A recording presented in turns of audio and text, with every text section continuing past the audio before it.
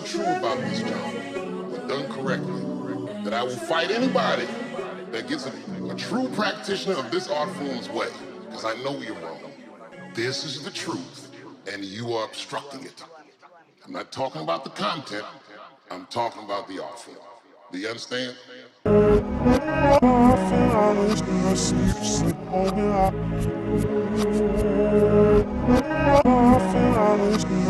Classified alias music.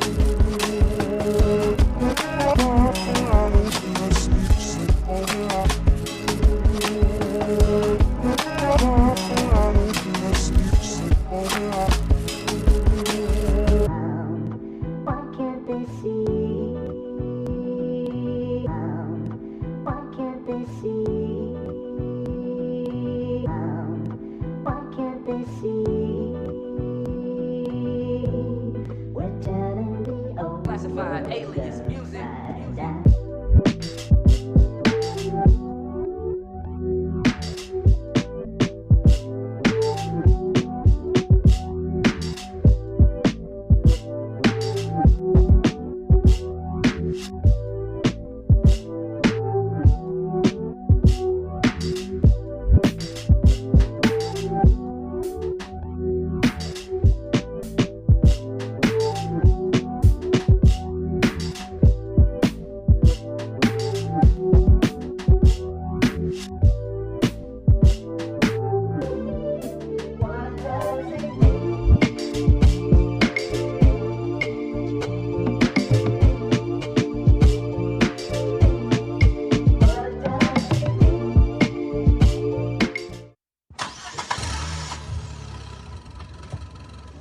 Hey, let me get that ox.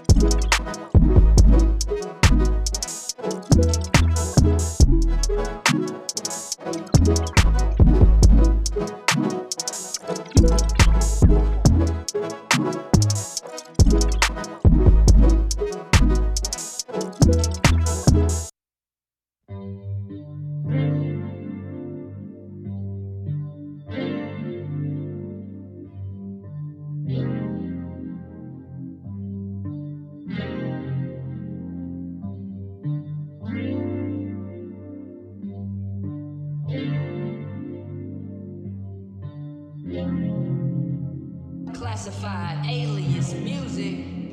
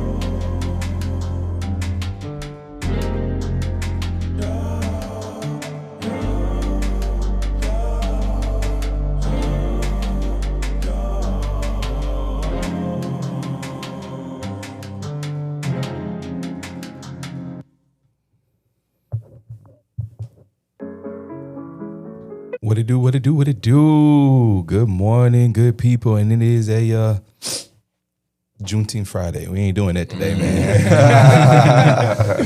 It's Big Juneteenth Friday, man. Welcome back to the Morning Ox, your favorite show next to your breakfast, you dig? I'm your boy K Bugs. To my left, I got the one, the only, Classified Alias. What up, what up, what up? What's good, my people? dog, my dog. You good? Yes, sir, yes, sir. Good. And to my right, I got the one, that guy. Hustle, man, hustle, man, hustle, man. Yo. What's happening? We in here. We in here. Locked Happy Juneteenth, everybody. Yes, indeed. Yeah, man. Happy Emancipation Day. Happy Freedom Day. Happy Black Independence Day. You know what I'm saying? Happy Jubilee Day. Huh? Synonyms for it, if you will. Today is a very important day. Today is Juneteenth, and I just wanted to go ahead and start off by us understanding what Juneteenth really is. Yeah, kick it off for us. It is celebrated annually on June 19th to commemorate the end of slavery officially, right? Because we all know that in 1965 is when slavery was ended. You know what I'm saying? But it was the emancipation of Texas, and specifically Texas. There were more people still enslaved back in Texas, even though the rest of the country and the world really moved on from slavery. So we recognize this day on June 19th, like I said, and it's now a federal holiday. You know what I'm saying? I think we've been all celebrating it anyway. If we have family that really teaches heritage and, you know, the history that is Black folk. Yeah. We've known about it, but, you know, the country as of recently decided to make it a federal holiday where they recognize the day. And so by that being said, we off. This is a pre-recorded episode. We got you. I am relaxing somewhere on a beach right now. Look at that. Look at that. I am in Atlanta at a show. Got a show today. Yeah. Well, all of that. Yeah. Yeah. I don't know what I'm doing. I'm hopefully relaxing, man. I'm probably building something. Yeah. Okay. All right. Yeah. Hey, man, you training for carpentry, man. You know what I'm saying? You're trying to build them skills up. Yeah, you know what I say? Because can't keep paying folks to do this all the time. And it's good just to know. I mean, quick fixes. Absolutely. Do that. So Shanice made a joke. She said, "I'm going to call you Jacob the Builder." You know, I like that because it was funny real time. But she was like, "Yeah, you've been doing a lot, Jacob the Builder." I said, "Yeah, you know what? I rock with it." That is. She played you. That's cute. That's what's up. That is. That's what's up, Jacob. Jacob. Jacob the Builder. So that's who I am at home right now because I'm building all this stuff. Speaking of, I know there's a lot to expose, but you got any nicknames? Who, me? Yeah. At the crib? Yeah. Nah, not really. Not really. You looking at this live, drop it in the comments, right? Yeah. Not besides Daddy Man, but see, that's what I'd adopted. Yeah. I'm Daddy Man too. Yeah. I like that. I love that, man. Yeah. It made me feel, you know what I'm saying, like a superhero, bro. Yeah. Oh, Daddy Man, you know what I'm saying? I'm hustle man here, but Daddy Man at home. I get it. I get Daddy Man. That's about it. And then, you know, just hearing the kids say that, man. Honest to God, there's nothing like hearing your kids call you daddy. Yeah. Like, you know what I'm saying? Yeah. Because, you know, they say that there's a difference between how you refer to your parents based on your relationship. So, like, daddy is the most affectionate way that kids, like, speak to you. But if they call you, like, dad, father, pops, it kind of dwindles down the meaning of the love for it. And I don't know if I don't think that, really? like, I feel like that's a case-by-case thing. Because, like, I've always called my pops, but you know what I'm saying? It ain't never changed nothing. But I will say that at one point I used to call my stepdad dad, now I call him pops. But I just feel like it's an age thing. You know what I'm saying? Like, he got older. I ain't finna keep calling you dad. What? Yeah. Yeah, I ain't called my... Well, I don't know. I say dad, but he don't like pop. Yeah. For real? I think, a long time ago I said, because he called his dad that, but I don't know. He was like, hey, I don't like pop. So I never said it. But, I don't know. I just say dad. Sometimes you shorten up like with your kid, like, hey, dad. Yeah, do that. But I've never said father. No. Like, hey, father. I've never done that. But then I don't think, I think it is kind of case by case. I don't think it's depending on how much you care. Like, it's just. No, I definitely don't think so. Yeah. Like, I don't say Happy Father's Day to my dad. I always say Happy Pappy Day. You know what I'm saying? That's funny. That's funny. Yeah. That's funny. We couldn't say that. Like, Pappy. What, Pappy? Yeah. It was like. I thought it was like derogatory. Yeah. What I'm saying, like mammy pappy kind of thing. Like we would get in trouble. We ever said something like that. It's kind of like lie. Yeah. You know what I mean? Hey, don't say You that. couldn't say it. I was like, I never knew why. You and your mammy. Yeah. But I to this day still don't know. Why? It just feel bad. It just feel wrong to say it. Yeah. I just don't. Same thing with lie. They say, like, ooh, that's a bad one. Nah, Watch I say yourself. lie. I can say lie. I'm grown. Lie? Yeah. I don't say it around them, but I still say it. When they leave, I'll be talking again. Yeah. That's what's up, man. That's amazing, man. But as per usual, man, we got action-packed show for y'all today. Yeah, man. We're going to jump into a little bit of the blackest of black history. We talking about, first, we coming out the gate with the highest selling black artists of all time. I think that's honestly going to be a bomb topic. I can't wait to discuss that. And as we talked about beforehand, June is Black Music Month. So today we will be covering Rosetta Tharpe. and all her achievements. We got Charlamagne and Akademiks in here, man. They still beefing, man. And they beefing all the while Akademiks don't know if he a part of OVO or not, man. He still ain't got no chain, but then he got a chain, but don't know what it look like for him. You know what I'm saying? And I guess this is perfect time to mention this for the Black community. That Cash App is launching their own mobile services for $40 a month. Yeah, I thought this would be a great topic for you, man. Hey, you know what you mean? Come step on. Yeah, step on it, man. Okay. Call me, beat me if you want to reach me. Send me that $20 real quick. And then last but not least, man, we're gonna talk a little bit about Ice Cube taking the Big Three public with $230 million evaluation. Hey, now you know who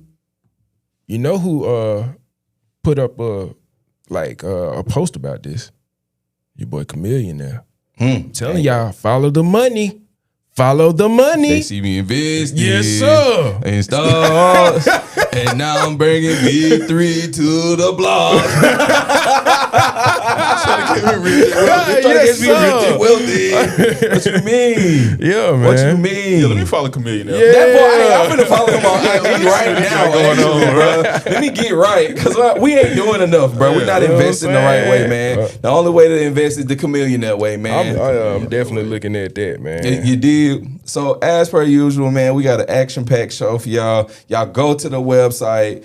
Do us a favor. Let us know how you feel about the website. Take the survey. We got a telephone number. Call the telephone number. Leave a voicemail after you do that. I feel like I shouldn't have to give y'all instructions on this. I've been saying it every episode, but I guess I'm going to have to say it again. That telephone number is 205-538-1318, man. Hit us up. We love to hear from y'all. Now we're gonna jump into the first mix of the day, you know what I mean? You know what I'm saying? Sir. Get things a little jiggy, get them cutting the rug or whatnot, and then we're gonna bring back the show. You dig? All right, we got my boy. Who we got? All right, we're gonna play some Richard Daniel telephone. Stay locked. We'll be back. Yeah.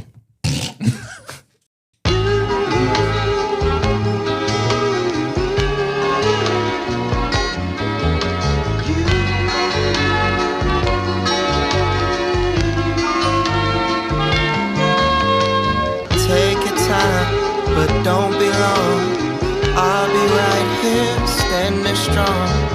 Mend your mind, right your wrongs. Call me on my telephone. If you mind, it's set in stone. Either way, I'll sing along. Body language and checking tones. Never on my telephone. Love it, let it go. They don't know you like I know you. Separation from the one I wanted to be close to. Losing all control, saying what we ain't supposed to. Knowing it ain't worth it, but it's you I wanna go to. Need to find another way to make it through another day, but you. Oh, you. Take your time, but don't be long. I'll be right here, standing strong. Mend your mind, right your wrongs. Call me on my telephone. If you mind, it's set in stone. Either way, I'll sing along. Body language and checking tones. Never on my telephone. Love it, let it go. They don't know you like I know you. Separation from the one I wanted to be close to. Losing all control, saying what we ain't supposed to. Knowing it ain't worth it, but it's you I wanna go to. Need to find another way to make it through another day, but you. Oh, you.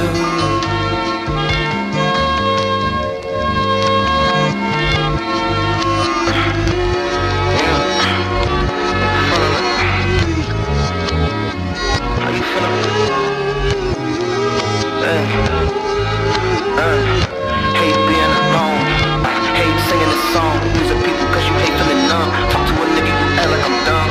Like I don't see what's going on. Should've never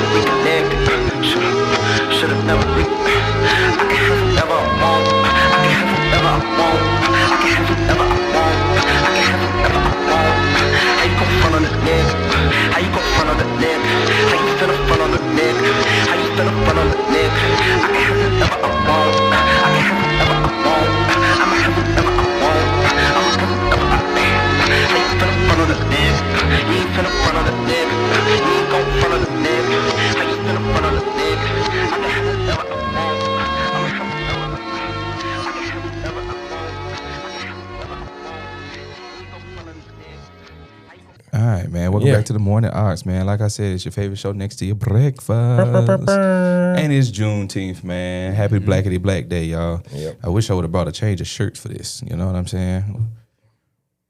Yeah, we've been locked in here since Monday. Never left. Man, stop. Yeah, what's up? You know what I'm saying? Dedicated to it. We dedicated. Then eat, then sleep, then leave. What team you know doing it like that, man? Nobody really. Come on, man. We really in the future right now. Yeah, man. You think nobody work harder than us. Catch up, man. Catch up. Man. Too far in the must. 3 gold chains. Yeah. And I would, I don't want to give it up because we already in the future, and I don't even want to. I'm going to keep that to myself. Keep the sauce. Keep the sauce, bro. Keep the sauce. But Friday, y'all going to see what I'm finna say. Stupid, man. All right, so jumping back into the show, we jumping into the highest selling black artists of all time. Now, before we open the article and actually look at it, go ahead and give me y'all 3, man. What y'all think gonna be on there? And we talking all time. I mean, Michael Jackson is on there. Yeah. I mean, inevitably. Yeah. Can we exclude Mike because we all agree on that one? Excluding Mike? Mm-hmm. Why Stevie ain't on there? Stevie should be on there. Yeah, I would think so. Stevie probably. I would imagine Stevie will be on there. I'm gonna throw Mariah Carey. Mariah Carey. Yeah. Beyonce. That's a shout. Sure. That's a shout. Highest selling.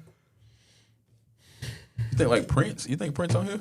Oh no, I've been teetering on the thought because like in one hand like he sold records, a lot of records. Yeah, but there hasn't been like a biopic of them or nothing like that as a late to like elevate themselves to the point of like keeping up with what Michael Jackson probably is now. Same thing with Mariah Carey. You know what I'm saying? Yeah. Nelly. I think Nelly, Eminem. I think they're black. Probably. Oh, it did say black. It did say black. Well, in that case, Nelly.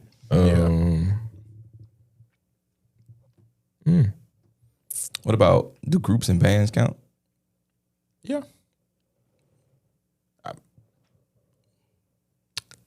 Selling black group.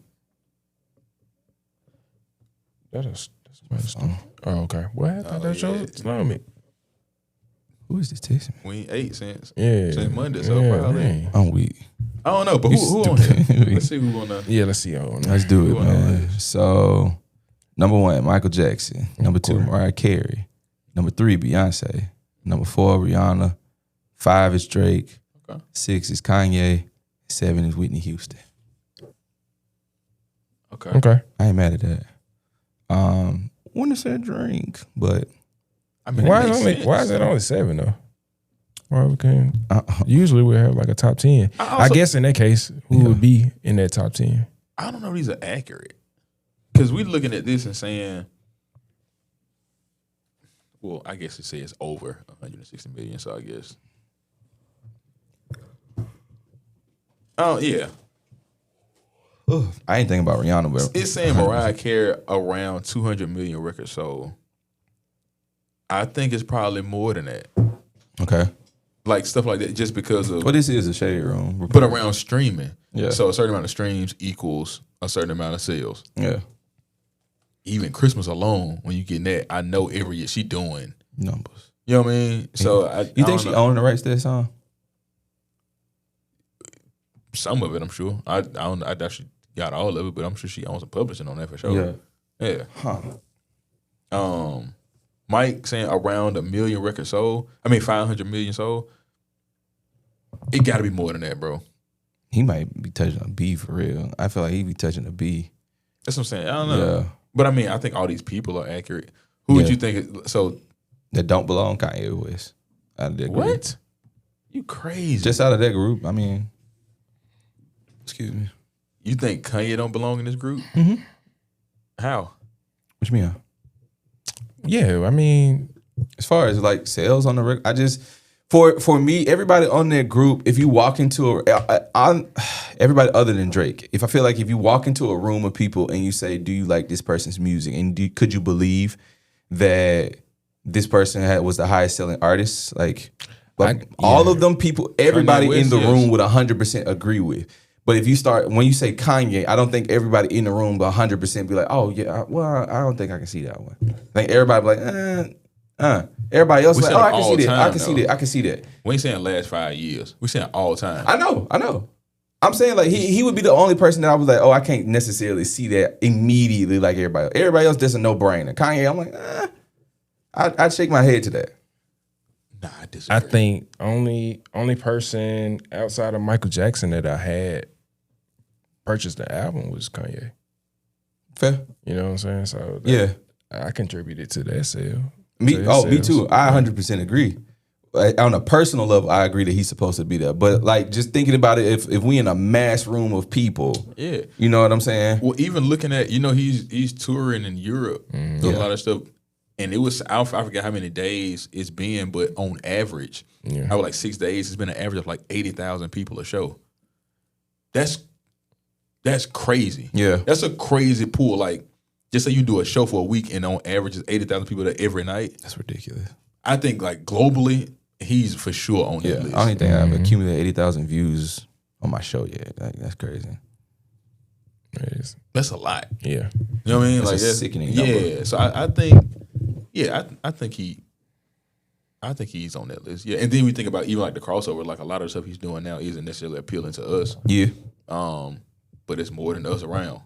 Okay. You know what I'm saying? So when you get into people, European countries, people leave from the States and go over there and go crazy. You know what I'm saying? Like the music don't always match up, you know what I mean, the same way. So, I think of all time worldwide, I think he could show on that list. I think there's other people who should be on here too. Who's on this list that you wouldn't have guessed was on that list though? Like top 10. I was surprised to see Rihanna, but I can believe it. Yeah. But I didn't expect to see Rihanna. Yeah. But I rock with it. Yeah. Yeah. I had a question. It's kind of off subject, but Future recently performed at the FIFA or the World Cup. Yeah. World Cup. What is it? World Games. Yeah. Is that bigger than the Super Bowl? I think so. Yeah. That's a bigger stage than the Super Bowl, right? Yeah. For the world. Yeah, it's a world. Yeah. Domestically, it's not. The Super Bowl is bigger here. Yeah. Yeah, but on average, like viewership, I would imagine is a lot bigger. Yeah. Okay. Hold on, let's look this up real quick. How many people watched Future versus Kid Rock? Because I always think about the biggest TBSA, to what? USA show. Biggest to what? You know what I'm saying? Yeah. But essentially, that is bigger than the Super Bowl itself. It is. It is. But I think America is always... We think we the biggest. Yeah, or at least that's the way it's kind of presented, where America's like, we set the tone, which a lot of times... But he ain't American. Well, I'm just saying, he's not. Yeah. He's not. But Coley is, so I guess using that as he just showed up for the session. Proximity kind of. He was there for the session, bro. Probably. Yeah. But I think, in as far as the world is concerned, yeah, FIFA is bigger. Yeah, much bigger. And I can't even put it in the scale how much bigger, because it's football. It is football. You know what I'm saying? And I don't know much about soccer Me or either. football, so I don't even know how to like what the scale would even look like compared to the Super Bowl. Yeah. But we know it's bigger. I think baseball is like that, kind of. 1.2 billion people was the audience for the opening show. FIFA. Yeah. I told you. 1.2 billion people, bro. Billion. Yeah. This staggering figure that's crazy. Drawn from the tournament's opening match far exceeds the viewership of major entertainment events like this Super Bowl. It's literally the very next article after it. Yeah. That's crazy. Yeah. Yeah, I mean, so shout out to Super Future Hendrix. You know what I'm saying? That's tough. Shout out. That's tough. I think that's one of them things that, because I think Future does that a lot. He does things that is a lot bigger than the culture, but people don't realize it's bigger than the culture in that moment or when it's happening. Yeah. Because not to be funny, but he's so nonchalant about it. Like, he ain't posting, oh, I'm doing bigger numbers than all of y'all. Like, that's not his thing. You know what I'm saying? It happened. It's done. It's over with. Future in history. How they land on Future? Now that's the question. Now, remember, he did part of the soundtrack or something. Him and Tyler got a record together that's floating Game around Time. on it. Yeah, Game Time. So he was there to perform that as well. But how they land on them? Not Not saying they shouldn't. I'm just curious of how they landed on them. Yeah. That's a good question, man. I don't know. Because I would imagine like you would get bigger artists, and obviously Future. Well, now, granted, artists, but Future's on a lot of these soundtracks that we talked about. oh, for sure, yeah. I You know what I'm saying? So when it comes to a soundtrack, that's probably the guy that you would want to go after. Yeah, It's probably reasonably budget. Now he charging them, oh, for sure. but it's reasonably budget. Now where the Tyler thing comes in, again, I think that's just the international play. I get that part, yeah. And just showcasing her in a new light because she kind of sing rapping on the song, and it's cool. I haven't heard. Okay, It's, I'm gonna check it out. I mean, it's an anthem-esque type song, Yeah. and Future can give you that. If you looking for an anthem, that's who you going to. See, but I'm thinking when I'm thinking somebody who does a show like the opening for FIFA, I'm like, okay, could they also do the Super Bowl? And obviously, we just saw that, and we know for a fact that FIFA has a larger audience than the Super Bowl does. The World Cup has a larger audience than the Super Bowl does. But can you see Future doing a Super Bowl halftime show? I can't necessarily see it. And obviously, Future got joints, but I think it's more so like, it's more silo. It's not like a crossover kind of thing. You know what I mean? Yeah. So that's what I was saying. Like, now if it was Rihanna doing this for the World Cup, Makes sense. it's like, okay, I get it. Like, and still some international play in there too. Like, I get that part, but I don't want to sound like I'm hating because I'm not. I'm just trying to see like. I mean, I'm looking at the article right here. It says Future was selected to perform at the 2026 FIFA World Cup opening ceremonies as part of a strategic push to blend local American hip hop culture with global sound for the U.S. leg of the tournament. FIFA and creative director Marco Blatch designed the 2026 kickoff to feature 3 distinct opening ceremonies, tailoring each host for the ceremonies. Future was chosen specifically for the Los Angeles ceremony at SoFi Stadium due to several key factors. 1, the collaboratory strategic plan. FIFA paired with Future, signature rapper from Atlanta, to bring out his style with South African breakout star Tyler for the official tournament song Game Time. So it's the official song. It's not even a song they did together. It's the official song for it. Yeah. And then on top of that, he's representing the U.S. Host identity. And then on top of that, he has high energy stadium stability. Producers selected the track and the artist specifically for a high energy stadium song. Anthem. Okay, so anthem, like you said. Yeah. That's what's up. Yeah. He's the That's go-to what's up. for That's that. interesting. Tim's and Travis Scott. You said you could have got them? Tim's and Travis Scott. No. Yeah. Anthemic? For an anthemic sound? Nah. Not Travis? No, man. Come on, man. No. For an anthem? I don't think nobody has more anthems than Future. Yeah, I don't look at Travis as the anthem. What anthem joints we got from Future? And I'm sure, and I'm not saying March like what we Madness. got. March Madness. What else we got? My Savages. Oh my God. My Savages. We gonna leave them stiffer than them. Oh my God. That's an anthem to you? Yeah. Just like Brothers. Pico Stripper. What are you talking about? Anthems? Yeah. I don't know. These are anthems. Anthems in the sense of Mask Off. I like the joint that he did on the like I was talking about on the Creed joint. That's an anthem to me. Last Breath is an anthem. Last Brothers. Okay, you get what I'm saying? Codeine Crazy. What are we talking about? Codeine. That's not an anthem. Codeine Crazy. It Is not feel an like anthem. one. It feel like one though. Okay, I feel cold, but it's hot in here. It's just not like a. F ups with commas. That's an anthem. It's not an anthem. That is an anthem. It's a great. I love the It's song. a Negro spiritual. What are you talking That about? part. On Juneteenth, we doing this? Come on, man. So Wade in the Water is an anthem. Yes. Yeah. Heroes and villains. Anthem. So, but that's what I'm saying. The list is growing. It has to be anthemic. is not only what's being talked about, but it's also how it sounds. You wasn't feeling hearing that? Yes.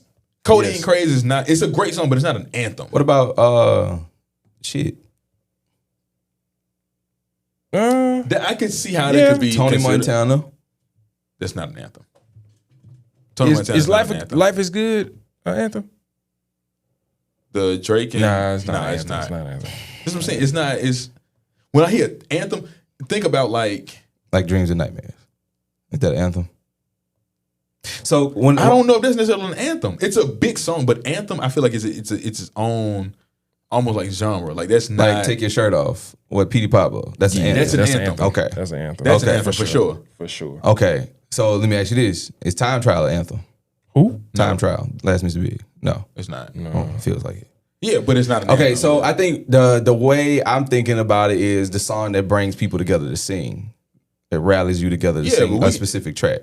This little light of mine can bring people together to do that. Anthem. That's what I'm saying. It ain't like it has to be. Yeah, I think it's the even like down to like the instruments that are used. Like when it's horns, just horns like you know what I mean, like that's an anthemic anthem. things that makes it anthemic For sure.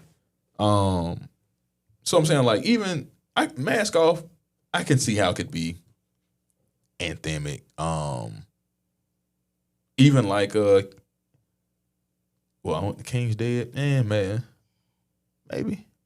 But I'm saying like you look to him for that type feel, even if it's not directly that. You know what I'm saying? It's a reason why you'll go to Future, because he's gonna give you something that's gonna hook him. Yeah. Whether it's in King's Dead, the la di da di da. Yeah. You know what I'm saying? That type of stuff. Yeah. But I can't really think of too many more anthems that he had. I think there might be some hidden ones on that. Future Hendrix presents The Wizard. Y'all remember that one? I love Wizard. Yeah, I love Wizard. Like the Crushed Up. Keep going. What's the next one? FNN. Keep going. Next. Call a Coroner. Talk Like a Preacher. Promise You That. Stick to the Mottos. Jumping Off the Jet. Rocket Ship. Temptation. There's some song on there that I remember running back a million times, and I thought it was a track right before Rocket Ship. Jumping on the Jet. Oh no, Crazy But True. Yeah. I think that's on there. Yeah, it is. Yeah. That's one of my favorite Future songs. He was rapping on there. But yeah, man. Shout out to Future and Tyler, man. I do think that's dope. Yeah, it's really dope. Yeah, the song is gas though. Too. Yeah, I'm glad they got that opportunity. Yeah. I saw what made me laugh immediately when you said that was the first time I saw anything about it. Like I saw the performance and everything, but like I went to Twitter a little while later, and the first thing was it was somebody screenshotting the way Tyler was looking at Future, and somebody said she got man. She finna have a rose gold AP. Yeah, the AP. That's funny. Hey yo. But again though, shout out to Future. I also think that is a thing that like most people don't realize is as big as it is, because like we just said from the beginning that FIFA isn't recognized the same way in our community. So it's not like that doesn't really seem like a huge feat, but it's actually millions of times larger than the Super Bowl, quite literally. Absolutely. You know what I'm saying? So shout out to them. And also I guess a shout out to the dude who decided to blend those cultures together to make that track, because it's also a fire track. He got his DJ Khaled on when he did that one. So again, also Future, highest selling records, black artist. Probably could crack top 15. I can see. I can see him cracking top 15. Yeah. So we gonna slide to a little ox mix. You dig? We gonna go ahead and get a couple music playing, and then y'all keep it locked in right here. You dig? Yes, sir. We're gonna get into this better version by DJ Midnight Blue. Y'all stay tuned. We'll be right back. Yee.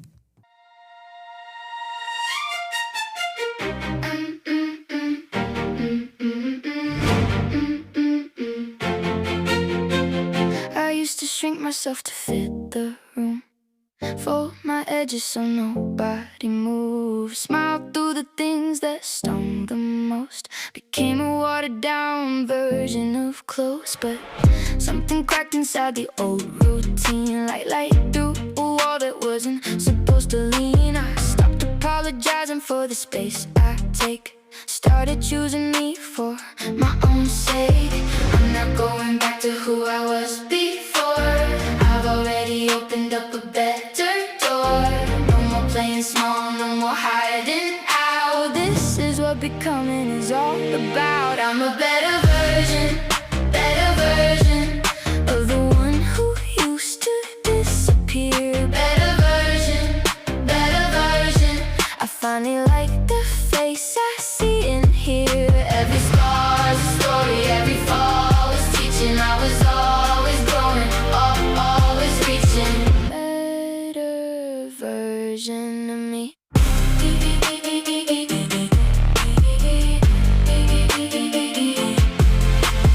Cut the ties that only pulled me under. Found the calm inside the middle of my thunder. Stop comparing chapters of my story to somebody else's highlight glory. Cause my path was never meant to look like theirs. Mine is built from all these battles, all these prayers. And I wouldn't trade the lessons that I've learned for anything that someone else has earned. I'm not going back to who I was before. I've already opened up a better door. No more playing small, no more hiding out. This is what becoming is all about. I'm a better version of the one who used to disappear. Better version. I finally like the face I see and hear.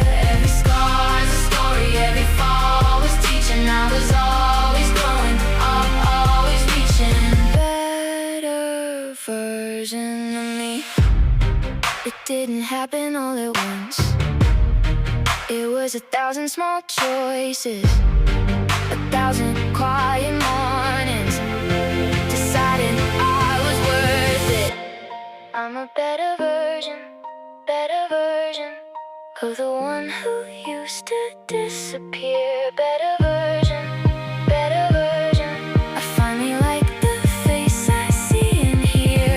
Every scar's a story, every fall was teaching. I was always growing, always reaching. Better version of me. Better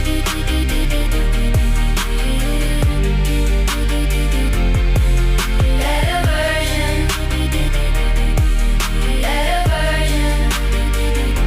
This is me.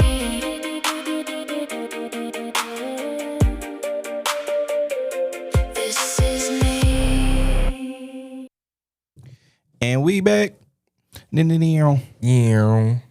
All right, man. Welcome back to the Morning Ox, man. Like I said, it's your favorite show next to your breakfast. And if you're in the chat right now and you have not subscribed to the show, that is a problem for me. So I need you to do so. Do that. And also, if you are in the chat right now and you have not liked the video, go ahead and do that for me as well. It's Juneteenth, so spread the freedom that you have by liking the video. You got the freedom to do that. Hey, man, that boy good. Hey, man. That boy good. Hey, man. I'm just up here doing my thing, man. Yeah. So let's talk a little bit about Ebro, man. He took to stage on one of the Apple Music podcasts, and he spoke on streamers using hip-hop these days and his expression on that. So let's go ahead and get a little audio video for that. Let's be clear, there's a lot of people in the internet space and streamers, because hip-hop is so popular, right? There are individuals who think that they are a part of this, and they are in some regard, but they're just not deep enough in it, who don't know stuff. And they, just because, I don't know who this person is, but just because they're functioning in popular culture today and may interact with hip-hop, people sometimes put them in the hip-hop conversation. You're not, bro. Like, you just happen to stream and you might like some music, but it doesn't necessarily, hip-hop may come into your world, but that doesn't mean that It's your world. it's your world, right? But I think that's sometimes, I know it's nuanced, but I think people fuck that up. Like, bro, now, it could be an act, and I'm more prone to believe it is. That's what I think. If If you you said 20, I'd be like, all right, maybe. But I do want to point out that there's people who just, bro, you was an internet person. Right. You was not in. You didn't care about music. You started streaming. You built a fan base, right. and now you hustling the algorithm and using hip hop as a part of the discussion. Don't mean you in hip hop, bro. Yeah, fair. You know what I'm saying? I always like that topic in a way because it also kind of stems from the topic of everybody has a microphone these days, and so everybody thinks that they should voice their opinions on a lot of stuff. Right. And in one hand, I think that voicing your opinion is what having social media and having the ability to get a microphone and do the thing is about. Because especially 9 times out of 10, when people start to do that, there's some type of inspiration there, right? Mm-hmm. They're not just doing that for no reason. Right. But what I think where a lot of people fail is that they don't take the time to do the knowledge. You know what I'm saying? Yeah. Go back and get real ball knowledge about what you're about to go into, because it's very easy to decipher someone who knows music, hip hop, or whatever, and who knows hot words and hot subjects and stuff like that. Especially when you start getting into like older conversations about who was better and this was better and that was better and what was used to record, and you know, so understanding like when the 808 became a part of hip hop and all of that. Like it's a lot of history there, Right. And so I feel like it's more common than not that, especially with younger people, they grab a mic and they have the personality, the charisma, and all the things to do whatever they're trying to do with the microphone. But it's the ability to have that ball knowledge that they missing, man. Yeah. So like I can hear where Ebro coming from with this. Yeah. But does that also make us like old heads because we in that phase now? Somewhat. Somewhat. But I do agree. I kind of for people have always used hip hop in different type of ways. But for the streamers, it kind of go hand in hand. Like they kind of need each other at this point, but I think that it's gotten to a point of they don't really. There was an element of mystique about artists back in the day, and now like it's just wide open. Like it's a lot of opportunity for them to say something wrong or just for people to judge them in different ways. Yeah. So I think streaming, the marriage of hip hop and streaming and what it is today, because artists also might not have the wherewithal to kind of set up their own thing and run it the way they want to. They run to these people who have, I guess, gained notoriety in this field. For sure. And they just use them the way they know how to get clicks and monetize and For stuff sure. like that. I'd agree to that. And like, not to say like anything's wrong with it, but like people like DDG got it into a, like down to a science, really. You know what I'm saying? For sure. And like, not to be funny, but I really like DDG streaming. I wasn't the biggest fan of him rapping. Right. I definitely had a few songs that I would save, but as far as like being a fan, I couldn't necessarily say that. But what I could say is that once he transitioned to being more of a full-time streamer, it's, in my opinion, a little bit better. You know what I'm saying? Yeah. I think his personality is perfect for the internet. I think the things that he does with his time is dope. I really hate that he don't get to spend that time with his kid. I know that he don't really talk about that a lot. Yeah, that was tough. That's a tough thing to watch happen, especially on from this side of being a dad. But at the same time, bro, it's just grinding with the whole streaming thing.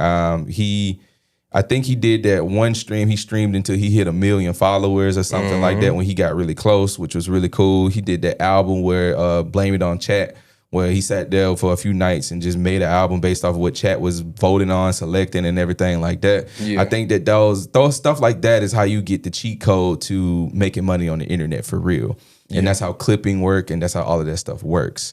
So in one hand, like you said, it's like sports, not sports, but music and streaming is synonymous. You know what I'm saying? Because the streamers want to be athletes and the athletes want to be streamers. You know what I'm saying? Yeah. So yeah, it's cool though. It's cool. I want to get into the streaming bag a little bit more. And remember I told you like we talked about the setup the other day at the crib. Like you know, it's dang near ready to go. So I might start doing it in my spare time. You know, doing a little stream or two here and there. Hey, yeah, man. You think you could do streaming? Do streaming? Yeah. I'm not opposed to it. I just don't know what I would talk about. I think I'm starting to gather some thoughts around some things. But nah, man, I ain't got it all mapped out. But I'm not opposed to it. I feel. Yeah. It's a true commitment, but it's also if you don't have a lot of concurrent like people in your chat, it gets very mundane, if you will. Yeah. And then you also have to find a way to create entertainment where there's no one to entertain. And sometimes when I go live on TikTok, like I have like a couple of people in there, but the people that'll be in there won't be like interacting. Yeah. So like it makes it difficult, but at the same time, I think just this being my profession, if you will, I'm able to pivot and go around it. But yeah, man, Ebro brought up some good points. I think that, again, like I said, I do think that streaming is just good for hip hop right now, and just good for, I think, just all around entertainment. But yeah. I mean, it's helping get them out. I was introduced to a new audience, or a younger audience, especially. But it, I mean, yeah, I mean, it's good. It's good. It's good overall, man. It's helpful. Yeah, yeah. So. For sure. Shout out to him, man. It's incredibly helpful, and it I don't know, it gives kids just another avenue to try. You know what I'm saying? Yeah. Because there's so many new careers that didn't exist back when we were graduating school. You know what I'm saying? That now, like, you can definitely get into. Like, I wish I would have known that I could have kept playing video games and end up being a video game streamer. You know what I'm saying? Yeah. But nevertheless, man, someone else who is streaming, and I think there's two giants when it comes to the name of streaming and journalism, is Charlamagne and Akademiks. Yeah, man. They got a little beef going on right now, man. And I think it's a forever beef at this point. It seems that way. It definitely seems that way. I don't really remember where this all even stemmed from, for real. I mean, it's been some stuff back and forth, just a lot of big homieing, and Akademiks got to the point where, you know, he rose his notoriety to where he is, especially like on the independent side. So Ak is coming from the standpoint of I'm independent, and Charlamagne is corporate ties, so he's looking at him like, you can't really tell me anything being you're tied to corporations. You don't really or full on own your stuff. So there's been some back and forth, and now it's a lot of mudslinging.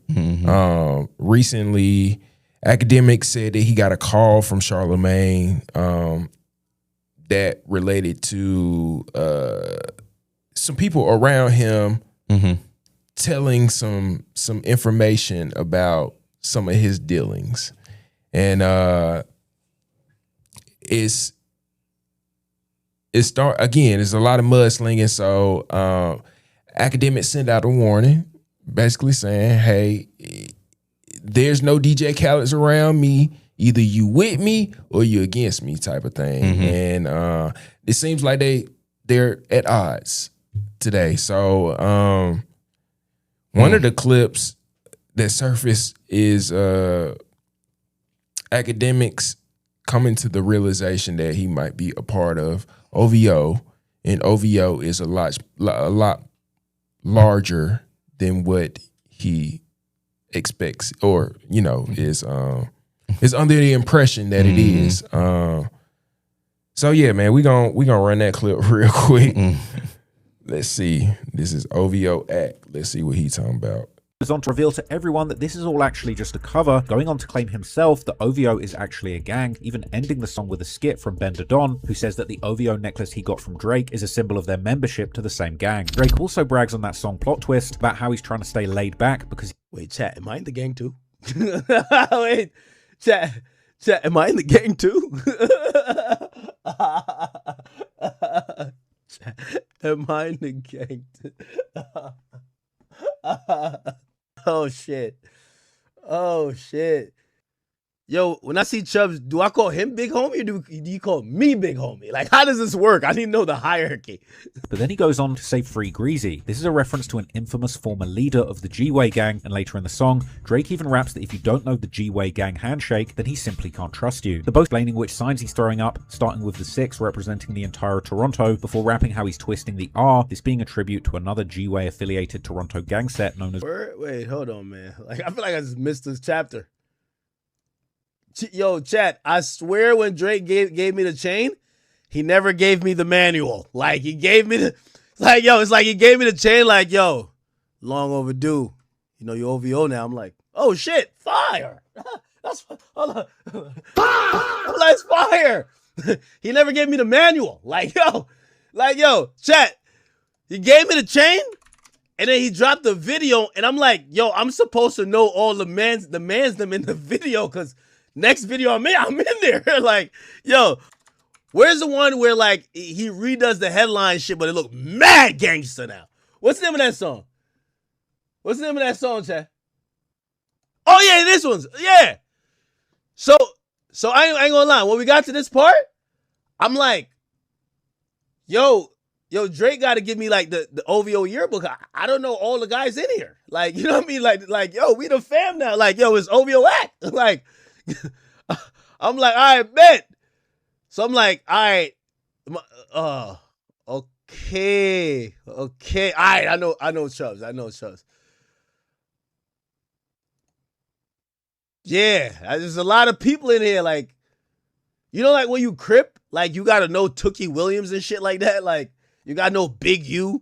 If you blood, you gotta know Whack 100 and shit like that. Yo, we OVO, so I'm like, ah, shit. Only know about 5 niggas. You know what I mean? I gotta show up to the meeting. I'm like, fuck, it's like 30. I gotta show up to the meeting, chat. Man, that's Act for you. Much respect to Act for being independent, though, and keep running that road, man, of trying to build his brand and build himself up. And I think being in OVO is something that he's been either trying to do or, you know, alluding at that he wanted to do for a while. So also shout out to that, you know what I'm saying? That's cool. Also, it was just mad corny though. That whole segment was corny. It was so corny. Yeah. But that's also, I think, who he is. You know what I'm saying? Absolutely. Unapologetically himself. Yeah. Now, granted, if I got my OVO chain, I'd probably be on the same thing. You think so? Who think so? Yeah. It's different between thinking and knowing, brother. Oh my goodness. Yeah, man. I'm curious to hear what Charlamagne said, man, because it looks like Charlamagne is applying pressure to Akademiks TV. Man. He has him on audio panicking and being concerned that his house is going to be invaded. Yes. That's funny. Yeah. About to run that. Okay. I'm going to tell you what's funny, though. Yeah. Hold on 1 second. Hold on. What you got? I got to work on my gulp when I'm nervous. Hold on. What you got? No, man, I'm just saying. I saw some panicking last week. Uh-oh. Tell me now. I saw some panicking. Tell me now. Yo. Can you ask whoever edited the episode not to dox my pic? Charlotte mentioning crypto, not trying to get my home invaded. Oh, shit. Oh, shit. Hold on. Who's panicking? I saw some, hold on. Said I'm cooperating and that I stole $4 million from Ak. Was a 3-hour call from Charlotte. And Ak was like, he was mad because he no longer controls narratives. And Ak's clips all over the timeline. Then said he's a part of it. Charlotte working with them in this Rock Nation, trying to harass with lawsuits because no way any of these lawsuits and investigations real. Haven't spoken to anyone. Ak said it's Charlotte. Yeah, Where you getting this? How you throw your man under the bus? Where you getting this information? Yo, George Wynn, how you throw your man under the bus? Oh, Ak called me right away after telling me he's capped. And then a day later, Jeremy Heck comes out with the same info that Charlotte has, saying Ak funded by Republicans and Drake is Trump funded, and he's also doxing me. So Ak tells me take the gloves off. What? What the fuck, George? That's George texting that? George win? How'd you get George? Hold on. Why doesn't George want his picture out? How do you? Hold on, no. But why doesn't George win want his picture out? How can George get on Akademiks TV? How can George get on the internet and have all of these people say the most salacious, wild shit about folks, but he doesn't want his pics out? He thinks people are doxing him? Are you serious? And why? Why is he so afraid of crypto? What's wrong? Why? I don't know. I feel like when you're saying why he said, right Charlotte now. mentioning crypto, not trying to get my home invaded. Why would your home get invaded? George win in Australia? Why would your home get invaded? I just don't understand why his home would get invaded, Schultz. I'm just trying to figure this out, man. Apparently, there's also some talks around what OVO potentially has been doing and taking bribes, and there's a lot of talks around like crypto. So the untraceable, you know what I'm saying? The yeah. So you said something. Yeah. So again, they've been going back and forth, accusing each other of taking money or aligning themselves up or setting themselves up to be, you know, for Charlamagne is setting himself up to be, you know, aligned with the Democrats. And then on the flip side, they're accusing Akademiks and Drake of taking money from the Republicans. And I'm kind of curious of like, is it true? Because when Iceman first dropped, the White House was using they was using some of that music. And how can you just arbitrarily use a person's music unless they either grant you the rights to it or you pay them handsomely? Oh God. You know what I'm saying? That's rough. So shebang. Yeah, yeah. Basically. Yeah. Yeah, man. Oh no. I don't know either. That's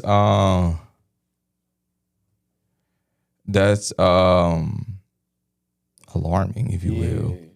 But I've always felt like the government had a hand in what music gets spun and what doesn't get spun. So maybe that's just the conspiracy theorist in me.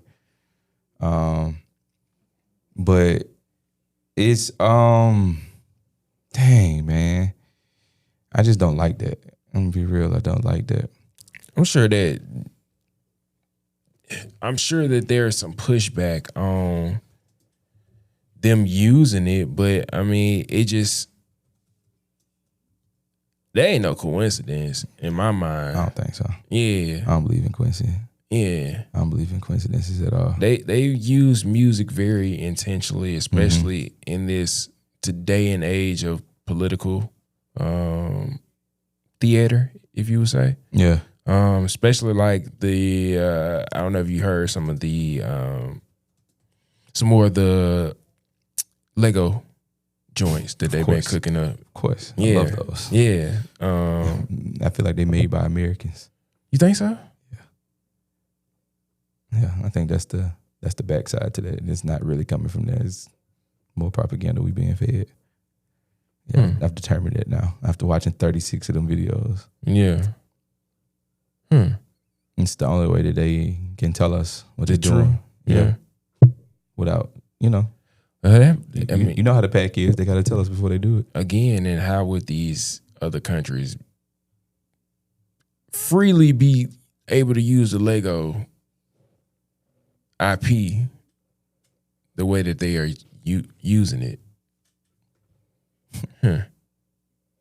Interesting. Very interesting. Okay. Well, got the wheel spinning now. Yeah, man. Got the wheel spinning now. Yeah. Yes, indeed.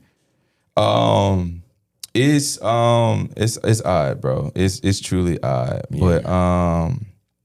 But it is what it is at the same time, man. I hope that this stupid beef is just put to the side, man. I'm getting tired of all these beefs. It seems like beef is the new thing, man. Everybody trying to have beef with somebody, man. Yeah. But I can tell you one person that ain't nobody gonna have beef with, though. Who? Cash App. Okay. Cash App coming through for the community, man. They understood the assignment on Juneteenth. How you feeling about this, man? I like it. You not mad at it? Not at all. I like it a lot. Yeah. Excuse me. Also, I love that color iPhone. I gave someone that phone the other day, man. It's gorgeous. Yeah, it's cool. Cash App doing their big one, man. I think that somebody running that's for the culture, man, because I think most black folks use Cash App. I don't really run into folks that use like Venmo or Zelle often as they do Cash App. Yeah. And then for them to also bring in that other feature where you could borrow money from Cash App. You can buy stocks on Cash App now. You can, I think you can buy Bitcoin on Cash App too. Mm-hmm. And then on top of that, now you can get a cell phone service with them. Well, you can get a card, bank account with Cash App. You can customize your card with Cash App. Right? They really doing it. You can mess around and have a fake Amex with them. They'll send you a metal card if you pay for it. Oh, this right up your alley though. Wait, brother. Wait. You ain't ready? All right, the service is powered by gigs and runs on AT&T's network. According to Cash App, the plan includes unlimited talk, text, and 5G data with taxes and fees included on the monthly rate or in the monthly rate. The company is also promoting the service as a simpler alternative to traditional plans with no long-term contract, no credit checks, and no store visits. Cash App Mobile is built directly into the Cash App experience, allowing users to sign up and manage their phone plans inside the app. The service uses eSIM activation, meaning eligible customers can activate their plan without waiting for a physical SIM card. Yeah, that's cool. It includes a 10 gigabyte hotspot data service plan, HD streaming, and roaming in Canada and Mexico. That's now that I'm in mobile sales, that's actually really good. Yeah. That's like a $90 plan for sure at AT&T. So the fact that they're giving it for $40 is crazy. Oh yeah, but I'm sure they want to keep it. One, keep you in the app, and one, keep you on file. You know what I'm saying? Keeping you spending money, and now they directing some of that money towards their operations, which I'm not mad at. And it seems like, again, they partner with one of the heavy hitters, being AT&T. Mm-hmm. So yeah, the fact that they have their backing or their network, I would say, it's gonna be pretty good, man. I think they're gonna do pretty well with this. So I ain't mad at it. No, I'm not mad at it either. I just hope that I don't have a lot of my customers come in and talking about they need to switch. I'm feeling man. You know what I'm saying? Yeah, y'all relax. Sure. Y'all relax. This ain't been put through the ringer yet. We don't know how it's gonna act. Yeah, I got to come up with something now. But yeah, man, I think like I said earlier, bro, it always just seems like Cash App is always doing stuff for the culture, man. They looking out. So I think we're gonna see a lot of folks pop up on this. I think a lot of the trap gonna be booming, if you will. Yeah, for sure. For sure. But yeah, man, I'm really rocking with this. So we cruising up on another Ox mix, if you will. Yes, sir. Again, get into this big mix. Yeah, the big one. Give us some time to adjust. It is Juneteenth, man. Yeah. I hope y'all got something planned to be on the grill. I hope you plan on being somewhere and surrounded by good black folks, or going to some celebration, or at least rocking the colors, 1, 2, or both. You feel me? Because it's a very important day to our heritage and who we are and our history, but it's also an important day that we are being recognized, because it's not many things that we get out of this country, so at least we can get this one. You feel me? Mm-hmm. I've made it a pact that I refuse to work on Juneteenth. I'm not gonna do it. I'm not gonna do it. We done got off of the 4th of July all these years. I'm just never gonna work on a Juneteenth unless it's for me. You dig? So let's go ahead and get into this big mix. As y'all see, O'Neal ain't here, so I'm gonna go ahead and crank it up over here for y'all. Yes, sir. And man, we'll see y'all in a couple. Here we go. Say, man, what's happening? You are now tuned in to your best friend, favorite DJ. I am O'Neal. Get in on this. Where we going? No need for the seatbelt. Strap in. We in for a trip you'll remember. Let's go!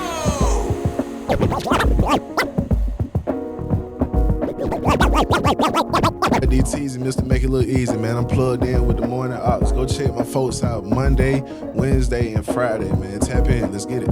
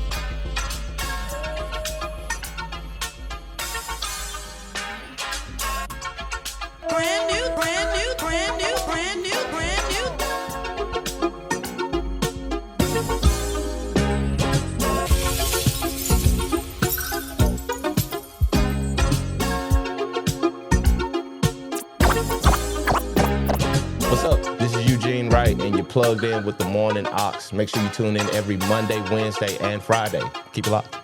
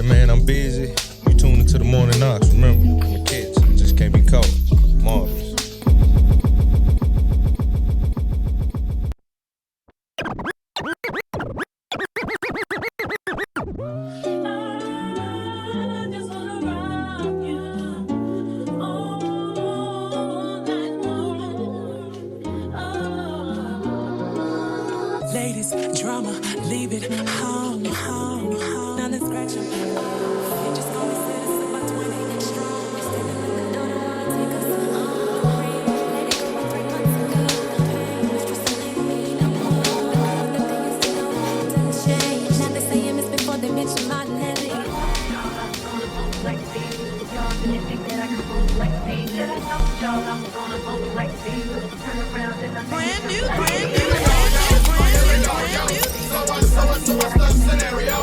Here we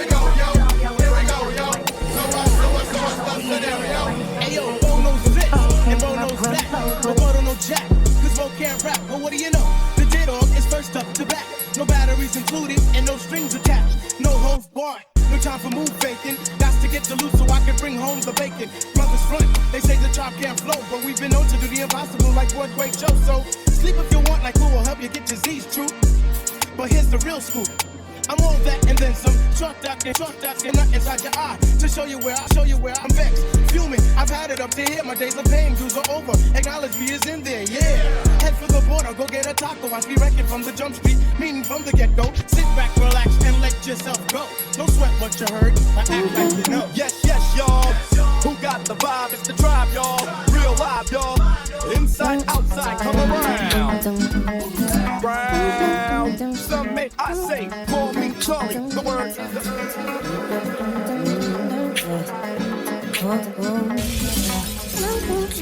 Brand new. I know this might seem strange, but let me know if I'm out of order for stepping to you. This way, see, I've been watching you for a while, and I just gotta let you know that I'm really feeling your style. 'Cause I had to know your name and leave you with my number, and I hope that you would call me someday. If you want, you can give me your screw, and if you don't, well, I ain't mad at you. We can still be cool, girl. Yeah.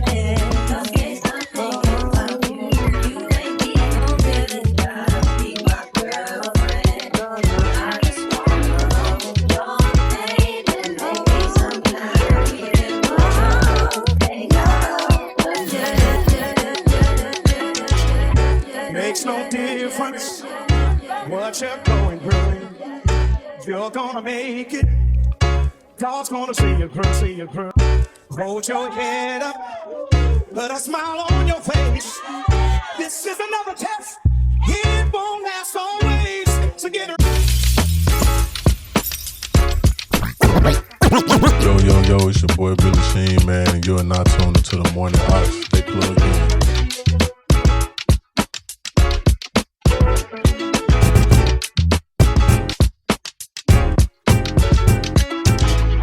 Makes no difference what you're going through. You're gonna make it. God's gonna see you through. Hold your head up, put a smile on your face. This is another test. It won't last always. So get ready. Get ready for your blessing. For your blessing. Get ready. Get ready for your miracle. For your miracle. Get ready. For your blessing. For your blessing. Get ready. Get ready for your miracle.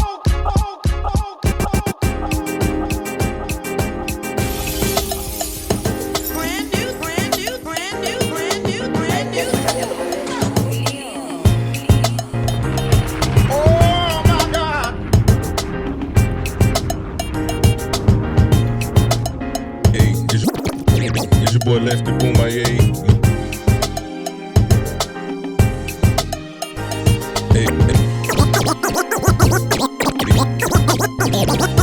Hey, it's your boy left the boom, hey. Mr. Man, I'm busy. You tuned to the Morning Ox, remember? Kids, I just can't be caught. Marvelous.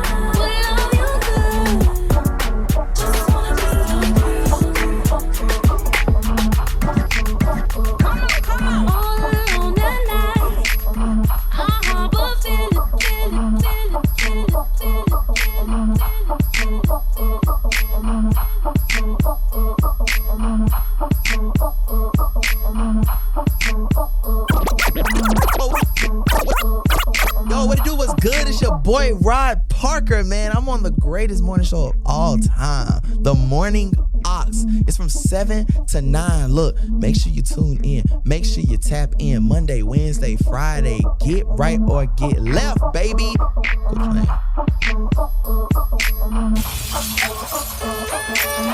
I look at sweat so deep in your eyes. I touch on you more and more every time. When you leave, I'm begging you not to go. Call your name 2-3 times in a row. Such a funny thing for me to try to explain. How I'm feeling and my pride is the one to blame. Got me looking so crazy right now. Your love got me looking so crazy right now. Got me looking so crazy right now. Your touch got me looking so crazy, so crazy, so crazy. I wanna let you go, but you don't have to go. Don't want to no more. Brand new, brand new, brand new, brand new, brand new. You should make me your girl, your girl. If it's something that you need, baby, come and share my world. Share my world. If it's something that you want, come and take a walk with me, with me. It's everything that you need, I got it right here, baby. You give me the sweetest taboo. That's why I'm in love with you. Now it's obvious you need a friend to come hold you down. That one to share your everything when no one's around. Baby, come tell me your secrets and tell me all your dreams. 'Cause I can see you need someone to trust with me. So just call me whenever you're lonely. I'll be a friend. Oh my God. And you should make me your girl. It's something that you need, baby, come and share my world. Something that you want, come and take a walk with me, with me. Everything that you need, I got it right here, baby.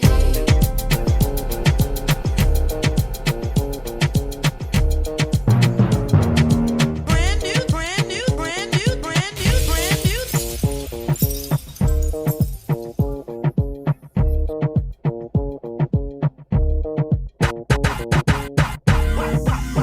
I'ma do my stuff. I'ma do my stuff. I'ma do my stuff. I'ma do my stuff. I'ma do my stuff. They not like, they not like, they not like. They not like us. They not like us. They not like us. They not like us.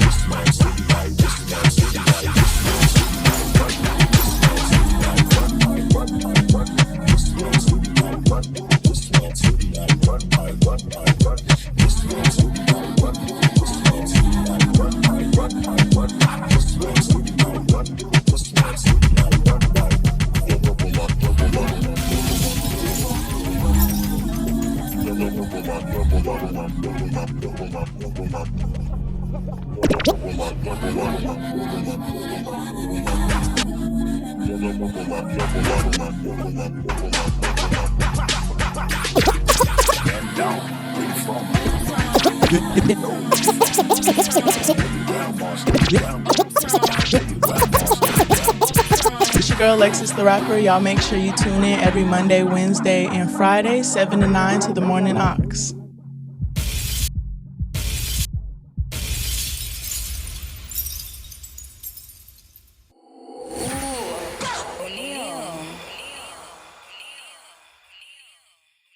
The block is hot. The block is hot. Block is hot. The block is hot. That was really a bop on the low. Oh, for sure. I think that's one of them songs that culturally changed us all. Yeah. And I think that everybody, once that came out, it was like right around the time like Bling Bling came out too. And so I feel like it was like at that point we was all like locked in to like Louisiana when it came to music. You know what I'm saying? Yeah. And so with that being said, my question to y'all is what songs kind of hipped you to certain regions of cultures in our music and different genres for our music? You said what regions? Yeah. So like I said, that song really like made Louisiana stand for out sure. for you. So like what song Like for instance, like when Flo Rida hit the scene and did like Apple Bottom Jeans, like for me, I started listening to Florida music a little bit different. You know what I'm saying? Okay. I was like, oh, okay, they got their own sound. Maybe Trick Daddy. You know? He had a distinct sound. And that ushered in a lot of that Florida run. He had the Rick Rosses. Even Pitbull back in the day. That first Pitbull album. Yeah. Before he got into that, the Kulo, yeah, man, that was a time to be alive for real. For real. So, who gives you the most Atlanta sound?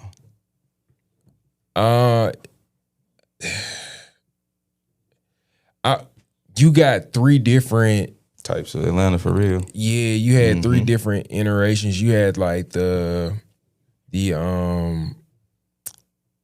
bass era, like the early 90s. Like Whoop There It Is, Tootsie Roll, you know what I'm saying? Then you had the Crunk era. Crunk era series. You know what I'm saying? But that's like, to me, that's quintessential Atlanta. Me too. Atlanta region. And then you have what today is in the trap music, modern trap. It's kind of that's kind of weird to think about going from those like specific sets of music and like how one ushered in the next. You know what I'm saying? Even early 90s, you had the conscious sense of Atlanta. I mean, from the Goody Mob to Outkast and stuff like that. Yeah. I didn't even think about that. They've had like those. They've had different runs. For sure. Different iterations. For sure. I think that's when it started kind of fusing. Like when you said like the bass, like the Kilo Ali's and stuff like that. I think that's still kind of influenced with Miami with Trick Daddy. I mean, what Uncle Luke was doing. You know what I'm saying? A lot of that stuff was starting to kind of blend. Still Southeast and still his own kind of sound, but a lot of stuff started to kind of like borrow from each other. For sure. That was really cool too. For sure. I would definitely say like the Mike Jones, Paul Wall, Slim Thug era. Big Texas sound. Yeah, ushered me into the Texas sound. For sure. Yeah, I wasn't as familiar with the Screw. But I mean, granted, Lil Flip was from Texas, if I'm not mistaken. Yeah. So I was kind of on Lil Flip early. Really? Early. I thought it was from Atlanta for so long. Hey man, we got the internet. I think he's from Texas. I thought he was too. He might be. I'm just saying for some reason I can feel that though. Yeah. I always thought he was from Atlanta. Nah. I don't know why. It might have been that beef he was having with T.I. Yeah, it was the beef that he was having with him. Yeah. But yeah, that was that was my ushering in for that. I'm sitting here trying to think of like California. Am I ushering in the California music? And I really can't. It's gonna be Dre, Snoop. Oh yeah. True. Even getting like E40, getting to like the hyphy. Yeah. That space. I'll be honest, I wasn't as into that, but I mean, if you add the E40 had a resurgence, and then Too Short had that resurgence. But to be honest, that was borrowed from down south music. You know what I'm saying? Bro, John produced both of those songs, if I'm not mistaken. Yeah. So like his influence was all over the place. I misread this at first, and I hit the neighborhood is called Cleveland, but I thought he was saying he was from Cleveland. I was like, bro, what? Okay. Nah, Houston, Texas. Yeah. I was like, wait a minute, bro. Yeah. Bro been false claiming. Yeah. Trying to think. Midwest, of course, it's gonna be Nelly. Yeah. The Jaquan. I like Jaquan first album. I know. I like that first album. Hood Hop is amazing, bro. Yeah. Chingy was Chingy had a couple joints. Y'all seen that new look? Who? What? Why you looking like that when I say Chingy? No, because it was what he said. Okay. Relax. What the new look for what? He debuted the Baldy. Chingy? Yeah. No. Yeah. And he had to clap back at people online. I don't want to say what he said, but yeah, he need like the Wii Sports, the Avatar, like the Wii Avatar.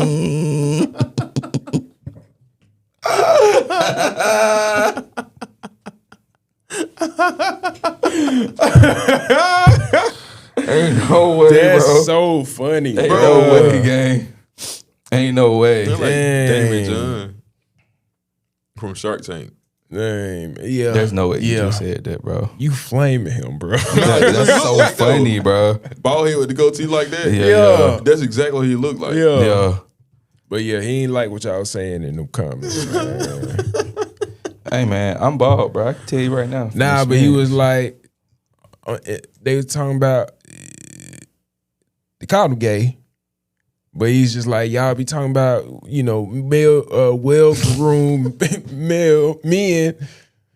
We ain't gay, get out of here with all that. We ain't gay. Type stuff. And it was just like, okay.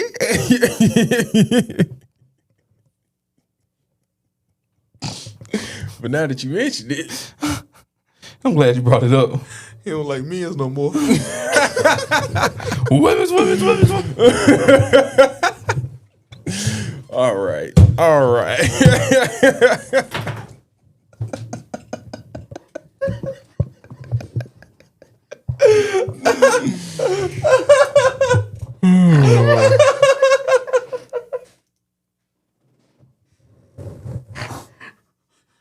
Bro, you seen this video? You never seen that? Which one is it? It's so funny. Oh It's my so God, funny. bro. It's one of the funniest I'ma videos send it to you. ever, Okay, bro.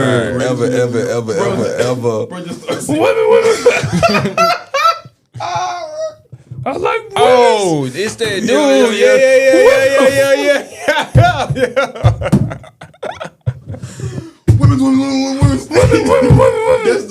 That's the best part of that, man. Bruh. Oh my God. And he was like, he went. Yeah.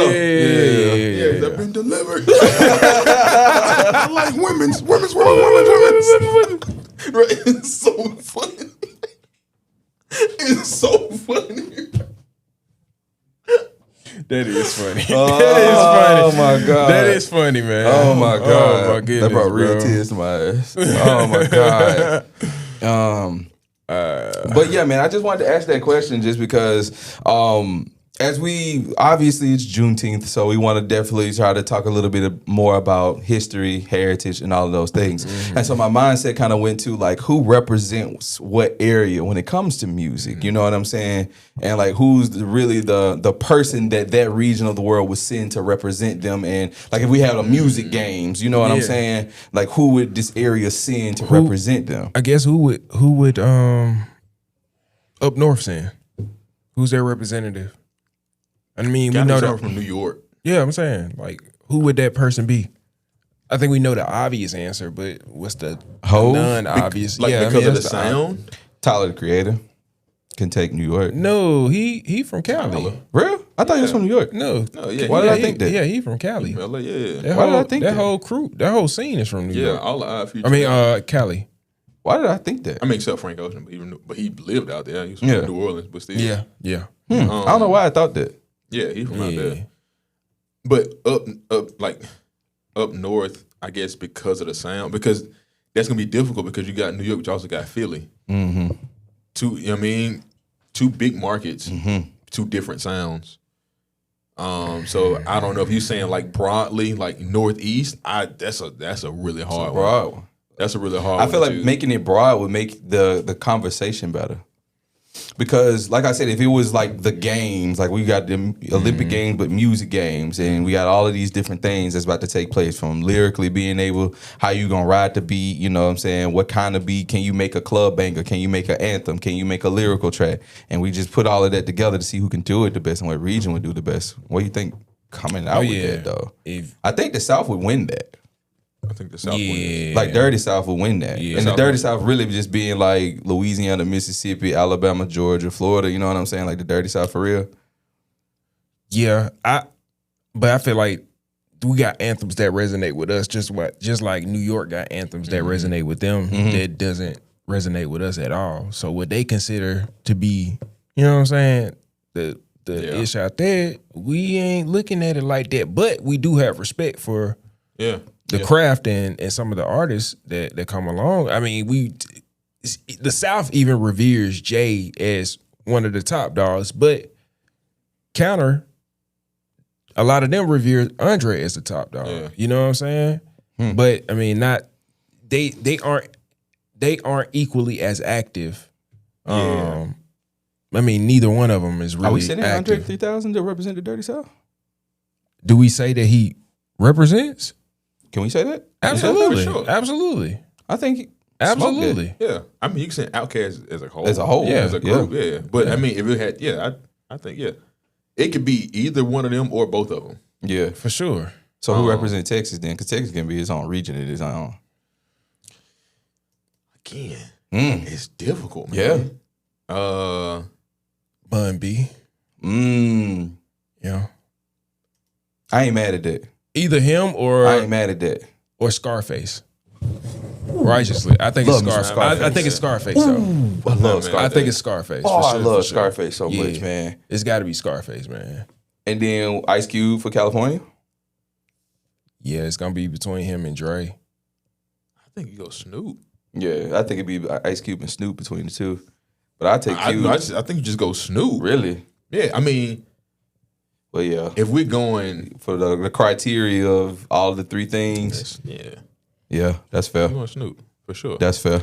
But I think you have the advantage of even building like the dream team. You know what I'm saying? Like what? Because everybody does something different. You can't find one person that does all of these things. Yeah. You know what I'm saying? So like if you're talking Anthem and it's down south, of course we've been talking about Future. You would bring him into the fold. He's a I guess somewhat of a descendant of Andre 3000. So you put them in a team together. Well, he was in Dungeon Family. Yeah, that's what I'm saying. Like I know that. Yeah. I've never thought about have you that. Ever heard Future early on? He used to rap like that. Mm-hmm. Really? Yeah, he was rapping like them. Yeah, that's fire. Yeah, that's so fire.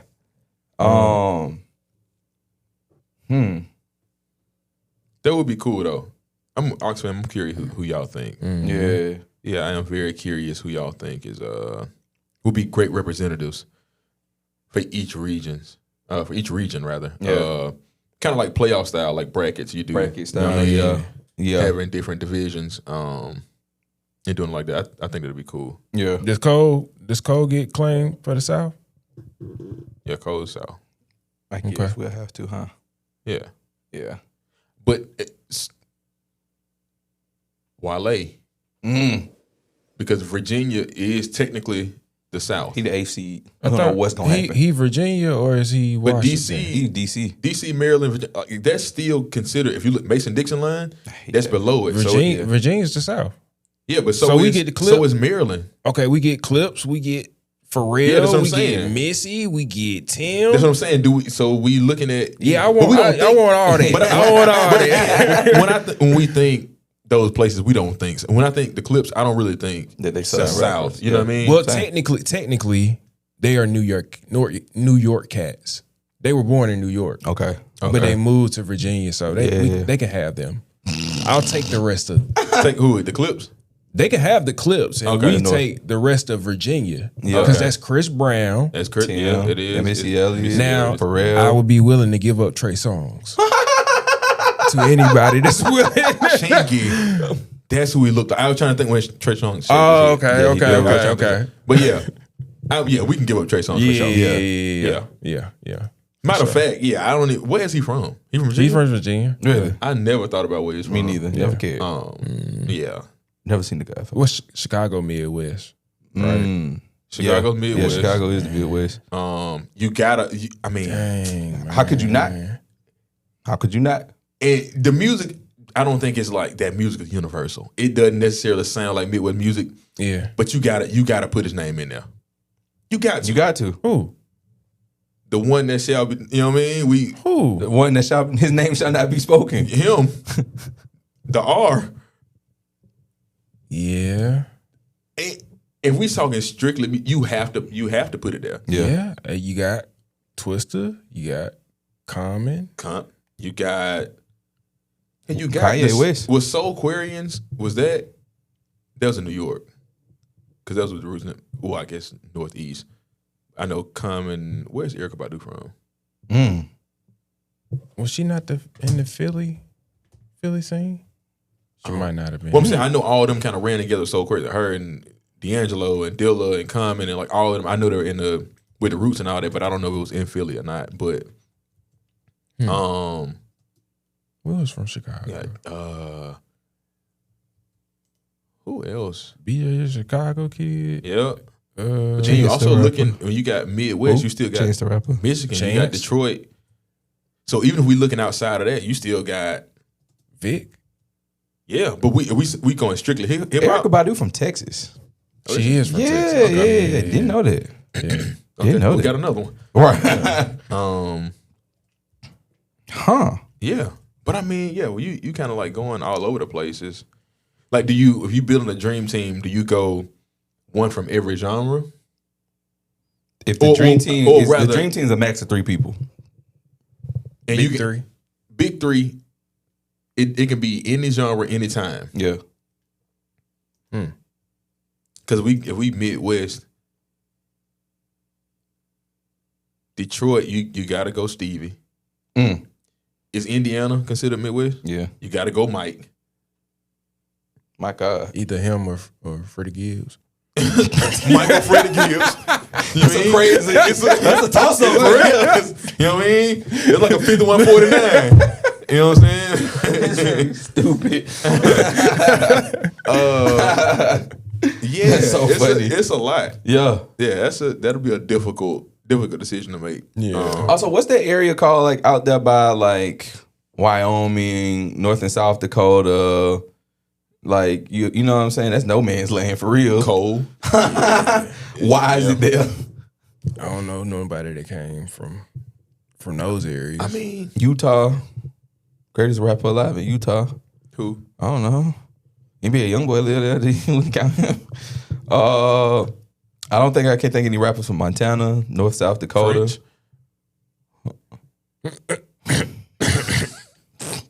Say that again for the camera.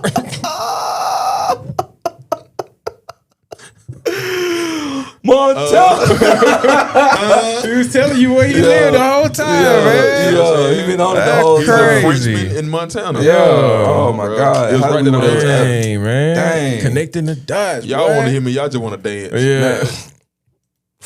You don't want to pay attention, crazy, man. man. Post Malone, where he from? I feel like Texas. Texas, I think. Is it? I think so. Yeah. Now I'm curious. I'm gonna have to. New York. New York. Yeah, he from Post Malone? he from Syracuse. What they be doing up there? Syracuse? I don't really know what happened in Syracuse. I just know the school. I don't know like what they do. They do Syracuse stuff. Yeah. Yeah. This is big college. Right. College. I don't know. That kind of just threw me off a little bit.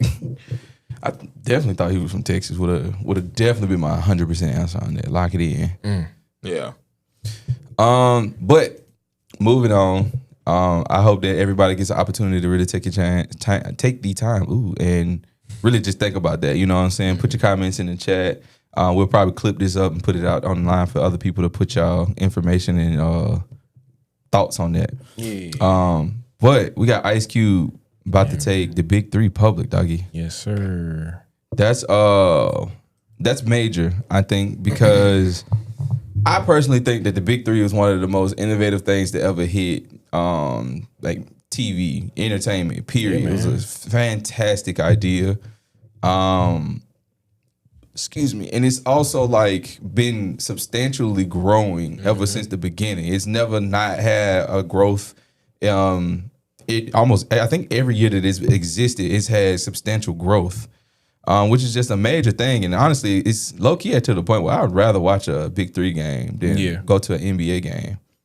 I ain't gonna lie, because it feels more competitive. Like when you watch it on TV, it feels more competitive. And I love the fact that Mike Beasley out there hooping. Him and Lance Stevenson, they play on the same team. I'm talking about hooping. I'm talking about hooping for real, bro. So this is fire, man. This is real fire. But I just want to read out a couple key points from the article, man. Ice Cube's Big 3 is making another major business move with the Big 3 3-on-3 basketball league preparing to go public through a merger with Graph Global Corporations, a publicly traded special purpose acquisition company. The deal values Big 3 at $290 million on a pre-money basis before potential earnouts tied to future share price. The company is expected to operate as Big 3 Basketball Holdings Incorporated. Founded in 2017 by Ice Cube and entertainment executive Jeff, Big 3 has built its brand around a faster, more physical version of basketball featuring former NBA players, entertainers, and celebrity-backed teams.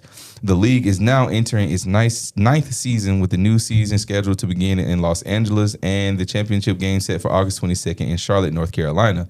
The public listing could give Big 3 more capital to expand its city-based team model, grow fan ownership opportunities, and increase its presence in the sports investment market.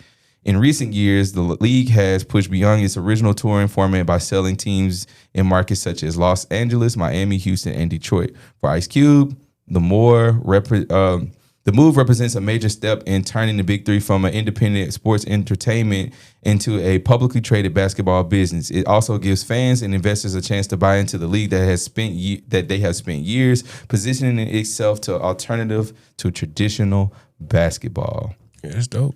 Yeah, that's really fire, bro. Yeah, I'm gonna have to really make my way to a game, man. I've spent all this doggone money in NBA games, man. I need to spend a little dog heads with them, man. Yeah. And get right on that. I'm gonna look into that investment, man. For sure. Our boy Chameleon there said it's a good look, so you know. You gotta trust him. Yeah. Got to. I'm gonna start following the money. Man, I'm finna text him right now, bro. What's your portfolio information? Think you gonna send it to me? He might, man. Right, bro. You right, bro. You right. He probably ain't. He said that he was one of the most influential rappers in Texas. Then man, I got a remix for Riding Dirty already, man. He could put me on the remix. That's fair. He should. Yeah. I think so. Thank you. Yeah, I support that. I can put him on Boogie's Basement. I'll revitalize his career for that. I ain't gonna lie. Okay. Took it too far. My I'm fault. making that kind of money. I'm probably never rapping again either, bro. You just read his Instagram. He rapping again. Yeah, he said he got new music. No, he didn't. Yeah. He for real? Yeah, he said he had. He went to his Instagram page, bro. Let's see what he was He ain't talking about. no stocks. No, he ain't talking about getting rich and wealthy on there. What But he doing? he said it's something in the link in his bio. I ain't click it, but I guess he got all this stuff there. He probably selling albums directly to people. I don't know. I don't know what comedian I got going on. Man, we finna get on that Outside of internet that. with straight bangers on the album. Might be. Man. And you know what? And he might be telling us how to do it in the music. In the music. Name, I'm not gonna the title of the song is Start Portfolio on this website. Second title of the song is Invest in. Yeah, it's called My Brokerage Fee. He gonna have all that. Well, yeah. Hey man, Last song on the track is I Got In Early on SpaceX. Too bad, so sad. You should have listened. But again, man, it's you see it? No, I'm on Apple Music trying to see if he has some new music out. He probably ain't streaming it, bro. Man, it's going straight to even. Yeah, direct to consumer. Man, I mean, yeah, he ain't doing that. You ain't trying to hit Cutting it? out the middleman. Who, me? Yeah. Cut out the middleman. We don't need that. He's smart. He's smart with his money. Why would I pay a distributor when I can give it straight to the fans? Yeah, I'm with him if he doing that. You know what I'm saying? He really on the next level, bro. And we got to prepare ourselves. All right, man. Never mind. I think that this will be a good investment. You know what I'm saying? Like, but why we giving our money to these people, man? Why we giving our money to these people? I think, like, whether it's SpaceX or whatever, bro. Like, why we giving our money to these people? Well, because I don't think it's giving it to him. Let me borrow something. I think giving it to him is like not expecting anything in return. It's like, hey, you gonna make money off this regardless, so I might as well go and get me some off this too. Yeah. Yes. Okay. But if you are also potentially unaware of what these people are doing behind the scenes with said money, and it comes to the ish hit the fan later on down the road, then what? Then how you know what I'm saying? How you just looking at the short term gains and and I get it. It's a hurting market right now. Mm-hmm. But that don't mean we turn around and make this man a trillionaire. That was projected. And y'all played right into the hands of this fool.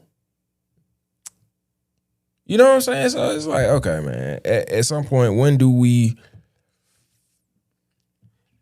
stop trying to play the game? Well, I think that's... And again, we always come back to this. And I know it's never going to be a time where we don't play the game. But it's just like, come on, y'all. Like, yeah. It's obviously right there. They can literally say, he's going to be the first trillionaire and build anticipation around this, right? It's all speculation. It's all, we can look at some of the infrastructure. Okay, that's there. But also, we projected him to be a trillionaire and got him there through this IPO and people investing in it. So on and so forth. We watched them watch the ticker go up, and they were just cheering for minutes and minutes and minutes. You know what I'm saying? Yeah, I mean, it went crazy. It's not a small feat. Now, granted, that's too much money. Yeah, for any one person entirely. You know what I mean? That's too much money for a few people. You know what I mean? To have it together like that. So I get that part, but I mean. Again, the way society works. Also, what are they doing for the greater good of society? Are they giving this back? Are they contributing it in some type of way? Or are they just continuing to build stuff? They giving back. They are? Okay. Not to us. But you know how they go. Y'all saw that, we'll talk about it offline. Okay. Yeah, so people benefiting from it. We don't see it.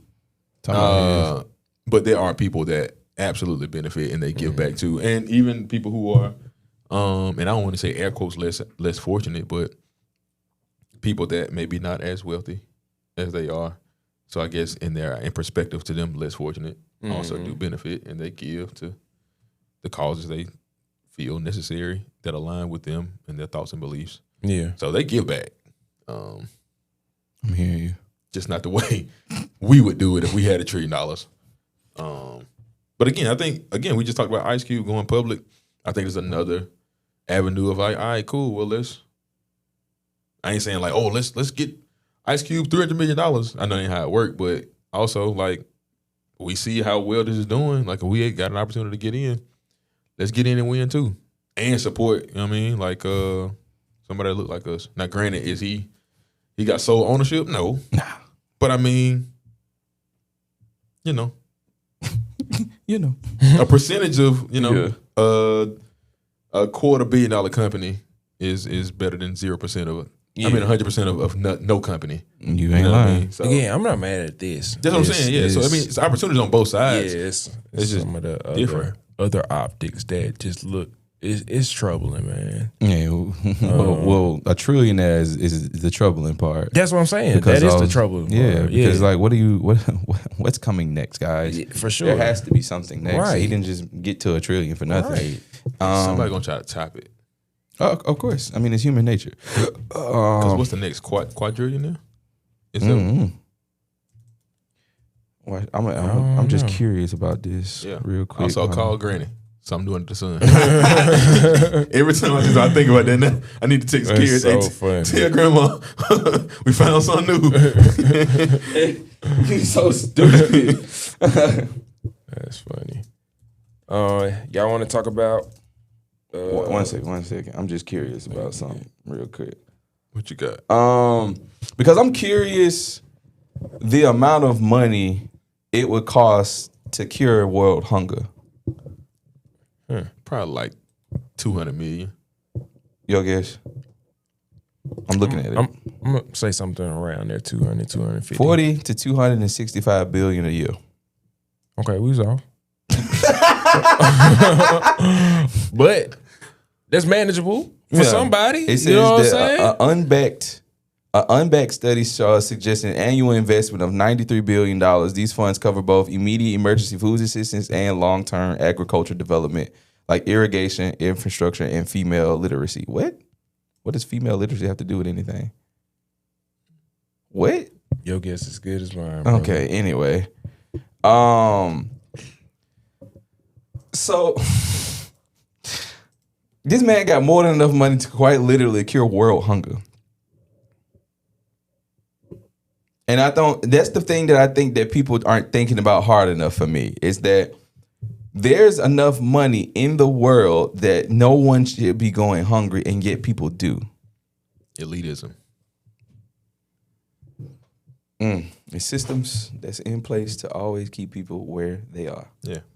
It reminds me of like, remember those swatches? The AP swatch thing came out, and DDG was like, "Ain't no way I paid whatever he paid 6 figures for this, and you can get it for $300 like that." It's like, now it's a problem because everybody has access to it. Now it's not as important or as cool. So it's kind of like one of those things where I feel empowered and superior because I have this and you don't. But now that you have it, I feel less powerful or whatever the case. I disagree and agree with what he said in two different ways, because if we equate that to something that matters to the grand scheme of everybody, let's just say you move into a neighborhood, you bought a house for $200,000, and then 5 years later they come back and be like, "Hey man, we're gonna expand the neighborhood, house is gonna be 20 racks."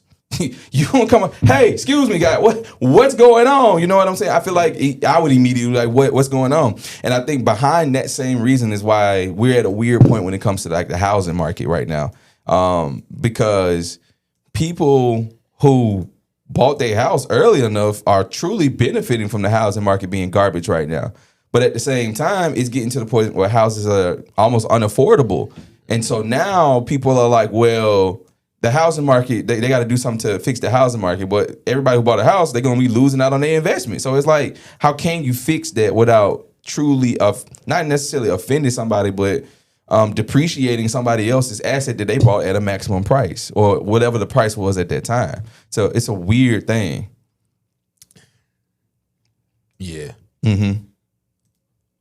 Yeah. They pay people to figure that out. Yeah. You know what I'm saying? That's fair. That's strain everywhere, man. That's fair. So we got one more Ox Mix, man. Yeah, man. We about to jump into another Ox Mix. We be right back. That part. Hey, Tanner, you already know we had to come through with this one. Is that all right? 9/13 national holiday. You know we called to make a change. What? Was never about the fame. We live in righteous, man. Yeah. The devil small change. Leg out. The devil think that he can catch me with him. What? Lord knows that I will never ever plot against him. Demons playing on my top, you know I pray against him. Called to do this music thing, yeah, you know I ain't pretending. Amen. I'm repping God, please don't be mad. Please. Yeah, I'm young, made in his image.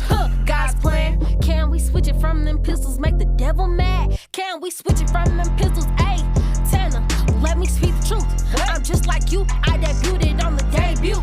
Spin the block in service, work just like a drive-thru. Praying to God every day, I know he come through. Satan been defeated long ago, must I remind you the devil is a lie. God's ride or die. Young Savior sold out, yeah, it's too fly.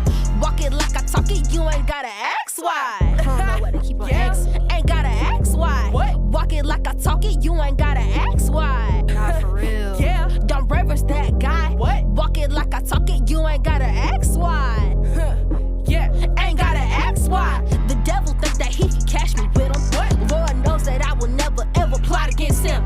Demons playing on my top, you know I pray against him. Called to do this music thing, yeah, you know I ain't pretending. Amen. I'm repping God, please don't be mad. Huh? Yeah, I'm young, made in his image.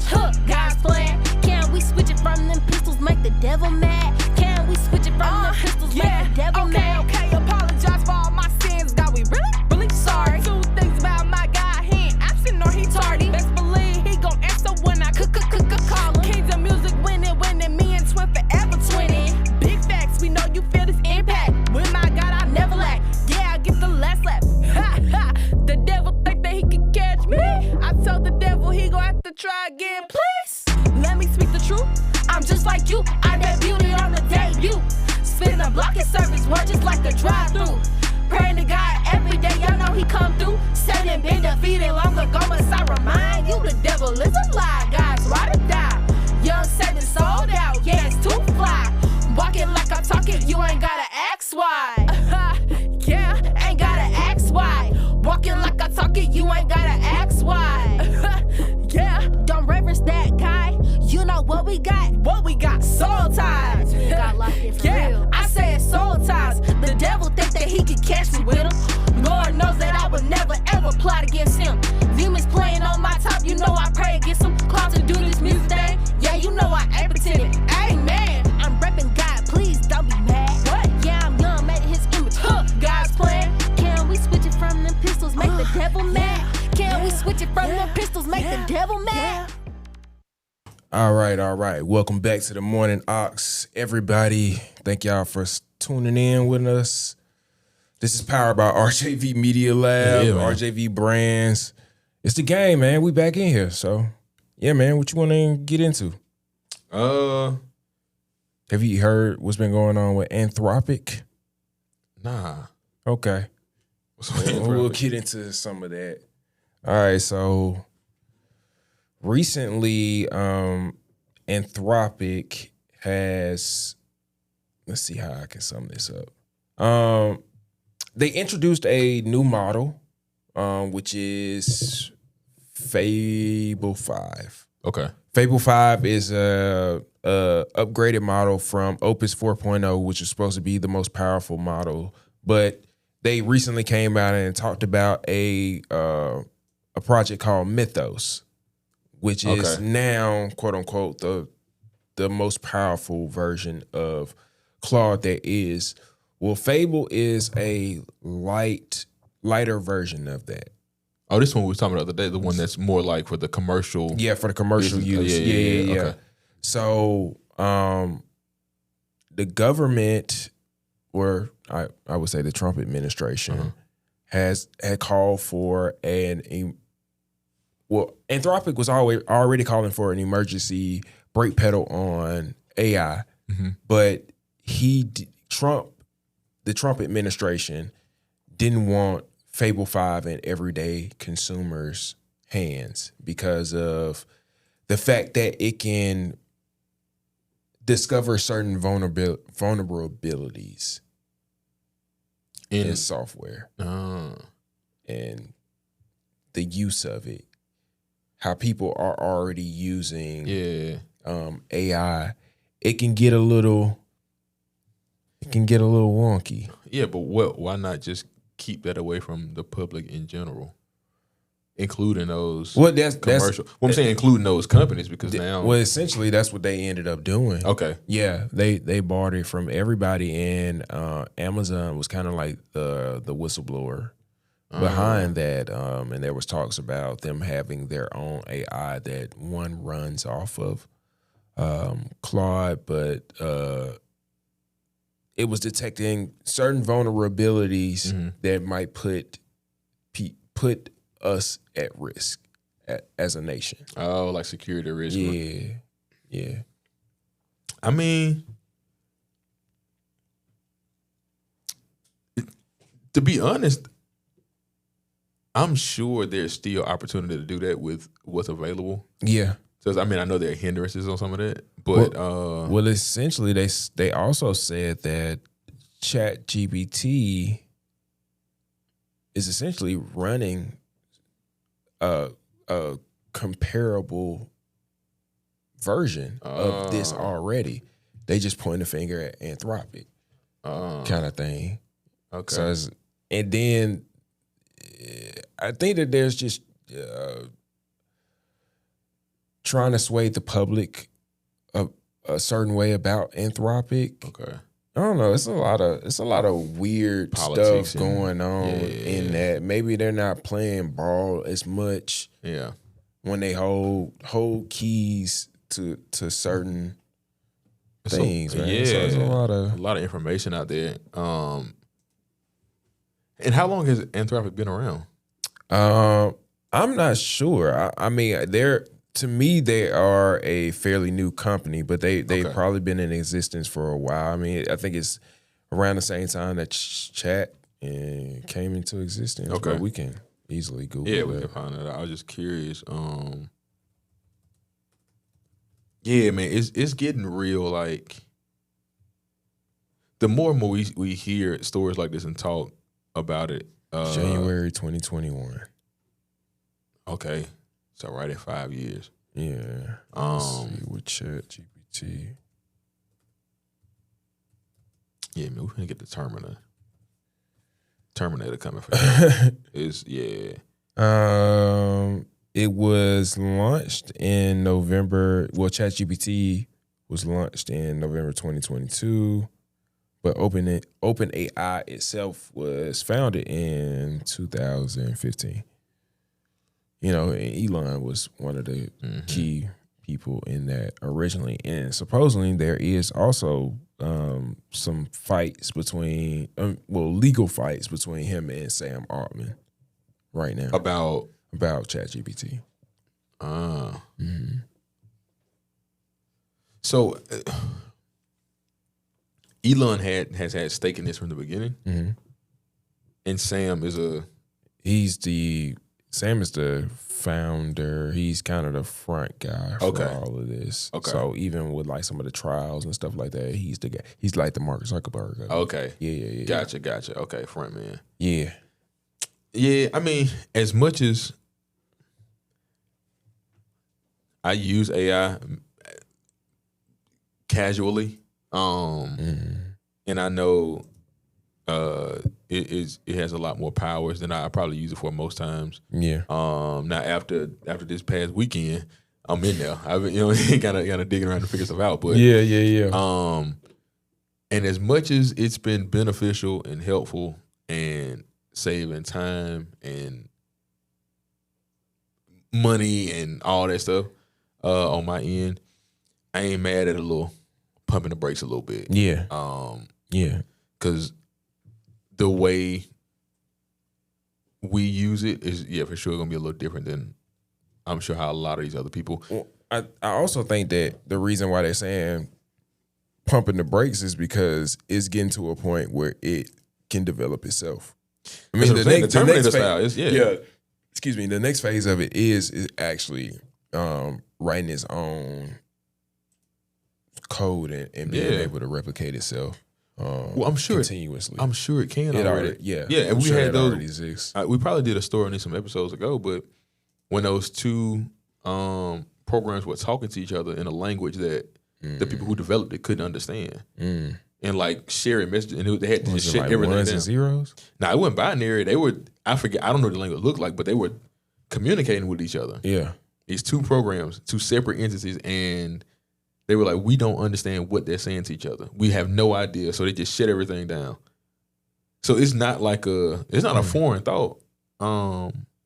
Even now, we'll see when you'll ask these programs to do something. Sometimes it's like nah, but what about if I do this? Kind of almost like a talking back thing. It's like, oh, well, we thought it was like, hey, I say do this, you do it. And now it's like I heard you, but nah, not this time. You know what I mean? So I don't think it's I don't think it's a far-fetched thought.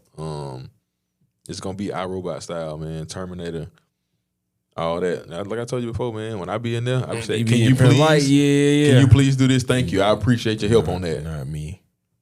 Nah, I be in there talking nice. I gotta do better. Yeah, because when they come up here, I mean, you remember me doing it? Yeah, all I gonna do is scan your eyes. I know you. All I gonna do is scan your face.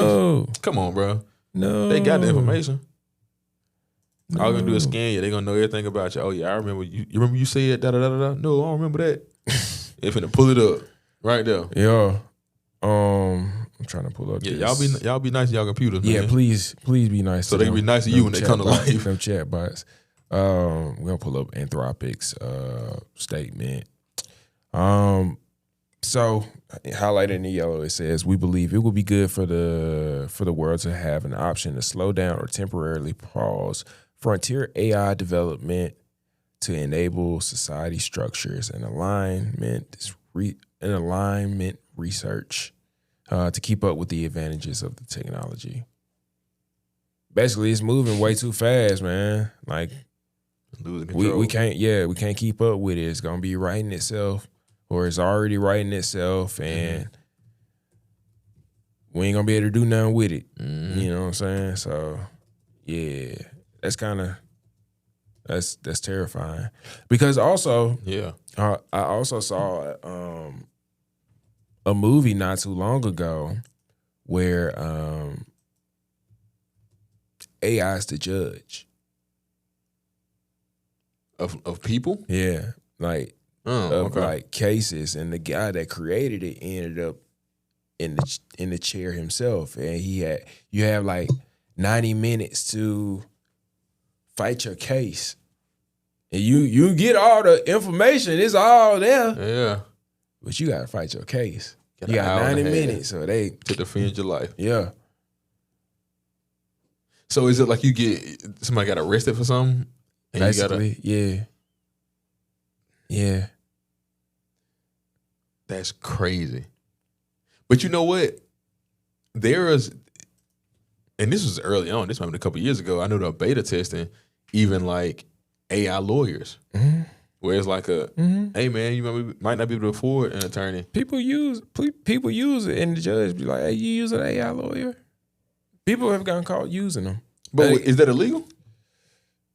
Yes, nowadays it is, because there, when there was like a lot of speculation around AI giving legal advice and stuff like that, and then there was a point where they were saying AI is not giving you legal advice, but before, people were taking it as legal advice and utilizing it for legal advice, but they had to put up like the disclaimer, disclosure, that type of thing recently, or not too long ago, where now it's like you can't, on one hand, you can't use it, but we can use it against you. You can't use it against us, but we can use it against you. But why can't I use it? So if it's telling me, if I'm saying, hey, they pulled me over for this and gave me a ticket for X, Y, and Z, and it's like, it can give you basis of it. It can, but it's also saying that OpenAI or Claude or any of these services is just like DSPs. They're not going to be responsible for the outcome. Yeah, well, I ain't actually be responsible. Well, in some cases, people are. They're looking for somebody to blame. AI, again, people have done things and they claimed it was based off of the AI, right? And so families are looking at these companies and claiming they are responsible for this. Yeah, but that's kind of like when they were saying like you play violent games, you're gonna end up being a violent person kind of thing. It's like you can't really blame that. Now, could it hold some truth to it? Possibly, but you can't blame that for not. Yeah, I understand, but again, there are people that play that game and not. I hate to be insensitive, but kind of milk that system. Yeah, I understand what you mean. mean. You know what I'm saying? But like, I think that they are just doing whatever they can to cover their bases. And again, when they notice that people are taking a inkling to this, because it was grouped with also like, hey, this is not your psychiatrist. Yeah. You know what I'm saying? Like that was all a push at the same time of, it's not a lawyer, it's not a psychiatrist. It can't give you financial advice, it can't give you legal advice, just like people on YouTube say, hey, this is for entertainment purposes only. Yeah. Anything that I'm saying cannot, you know what I'm saying, to that degree, right? And I think that these companies are treating it somewhat the same. I get, but I'm saying you shouldn't. I understand, like, they don't want to be blamed if something goes left based on what the information that whatever this chat provided for you. Right. So I'm with you there. But if I'm defending myself in court, I don't have an attorney, I can't just go ahead and freestyle. Or what's the difference in me like looking, like Google, hey, this happened to me, I need to defend myself, what do I need to do? And it gives me information. What's the difference in that versus chat going through these same motions but scrubbing the internet and providing me with a list of like, hey, well, you can use this case as a reference because X, Y, and Z is related to what you did. The same way a lawyer would do. Well, I'm sure you would have to come with your documentation, and you can't necessarily use chat in the. Oh, I ain't talking about using it in there. You know what there. I'm saying? Like, you listening to what the I ain't what the judge said. You like, hey, let me see. What you chat say say what real again? quick? Yeah. You know what I'm saying? That's a class what? And you typing it in. Nah, not like that. But I'm saying, if I know, like, the same way a lawyer will prep for a case. If I'm like looking through and I have like I think documentation. I think that's okay. But again, that's now the responsibility is on you. Like you gonna take that information and say, I digested that. But you can't then go back and say, no, but ChatGPT gave me the information. I know you can't. Yeah, you can't. You know what I'm saying? And that's again, that's what people are doing in some cases. And it's extreme. Some of these things are extreme. We don't really want to get into it, but I see it from both sides, man. These companies trying to clear their name and keep their litigation down. Why does this keep happening? But also, it's gonna throw me off. Oh no, you good. I mean, no, but and I kind of get where you're going. Like, you want to make sure that you're protected. Yeah. And both sides want that. Yeah. You know what I mean? Yeah. And I think that if I have access to this information, and the stuff you're getting on these LLMs are already readily available information on the internet. It's just scouring the internet for you and presenting it to you in one place. Yeah. So if it's of information available to me, I should be able to use it when necessary. You know what I mean? And granted, and be like, hey, I understand, and it could be like in the terms and conditions when you sign up. Hey, I understand the information it gives me. It ain't legal advice. It's not medical advice. But then you take it and use it as such. But then that's on the person. But that's what I'm saying. Yeah, that's where the responsibility lies. But then they come back and say, no, but I used and it gave me.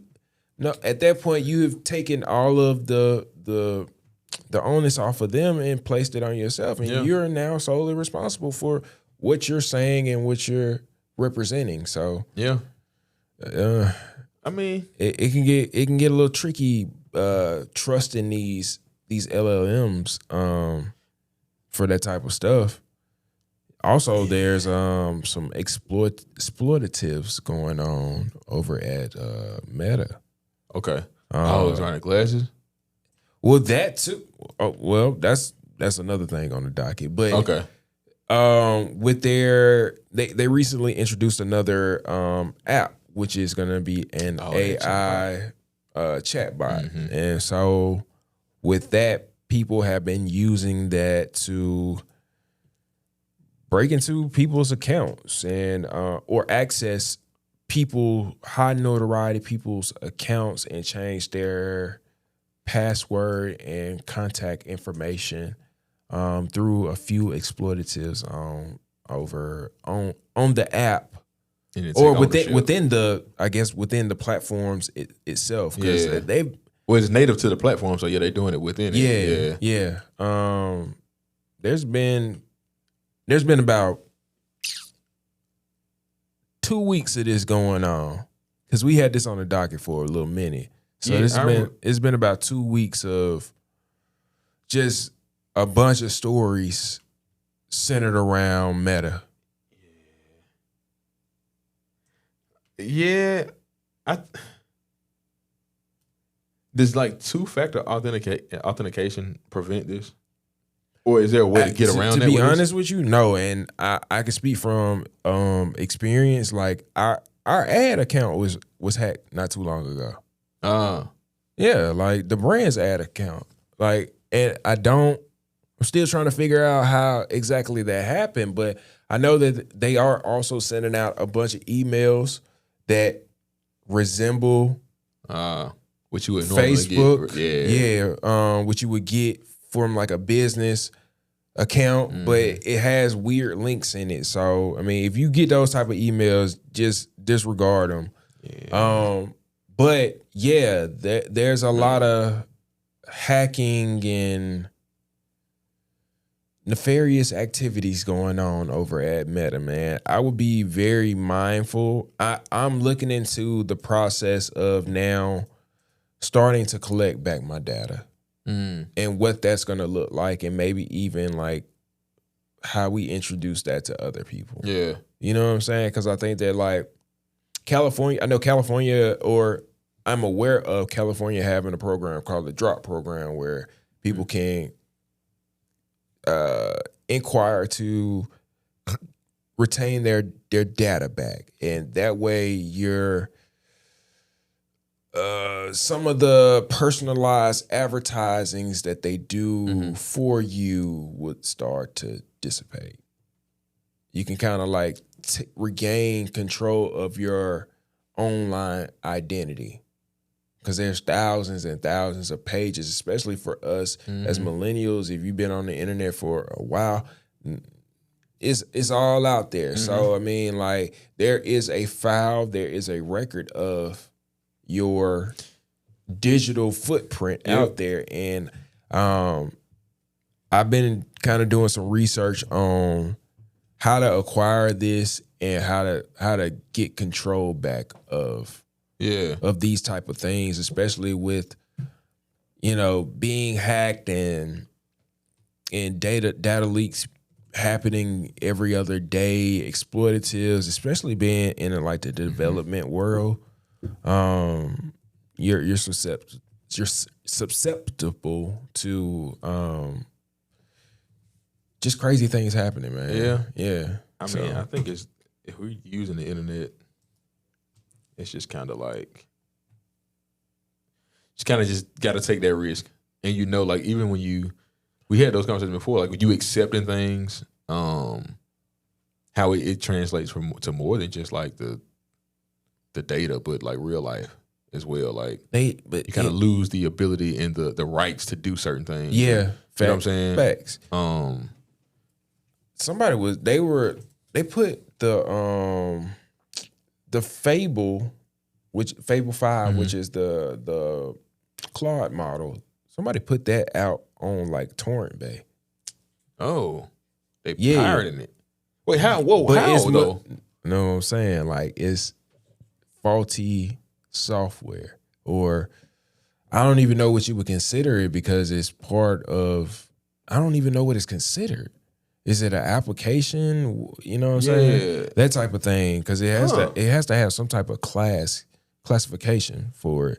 But wow. Again, that was some type of virus that's floating around too. So people are itching for this thing, and you know, yeah, man. Every way that you look, I used it probably 1 or 2 times, but I think I told you it uses too many tokens. Of course, you can get a lot of things done, but it uses far. Yeah, you gonna burn through your 5-hour rate. You know what I'm saying? And one pass, and that ain't going. Especially if you're trying to do multiple things. So yeah, man. There's a file that everybody has, and I'm trying to Google it to remember. It's like Nexus Plexus or something like that. I'll kind of keep researching to see, but essentially, you can go into there, and it has. It's supposed to have everything you've ever done. Yeah, any record of you, digital, physical, all that stuff. You know what I mean? But there's a way you can go in there and you can request certain things. You can get the form or the file, and see like how it's been documented. But you can also get things wiped and moved around. So I don't know if that's also like a method of when you were talking about getting the data back. Yeah, kind of tackling it that way. Yeah, but that's a necessity. I think I'm familiar with what you're talking about. Yeah, it's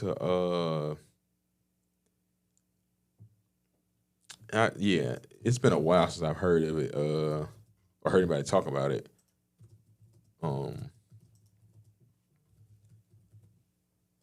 don't know.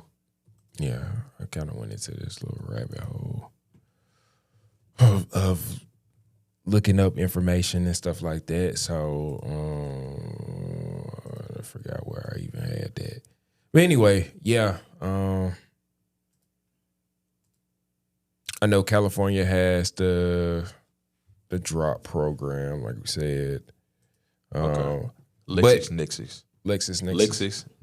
Yeah, that's what it is. Yeah. I was saying LexisPlexis, but yeah, that's what it is. Yeah, I mean it's worth a shot. I don't know what it's like to get into there and do that, but yeah, everything from credit to it covers everything. Yeah, they got to do with you under your name. So all of that would play into like the social credit scores and all that kind of stuff. Or I think they said something about like a credit shadow or something along that line, man. But yeah, man. Let's see. We got any lighthearted news before we wrap this thing up? We want to get into Sister Rosetta Tharpe. Yeah, man. On Black Music Month. Let's do it. Man, I'm gonna let you take that away, brother. Bet.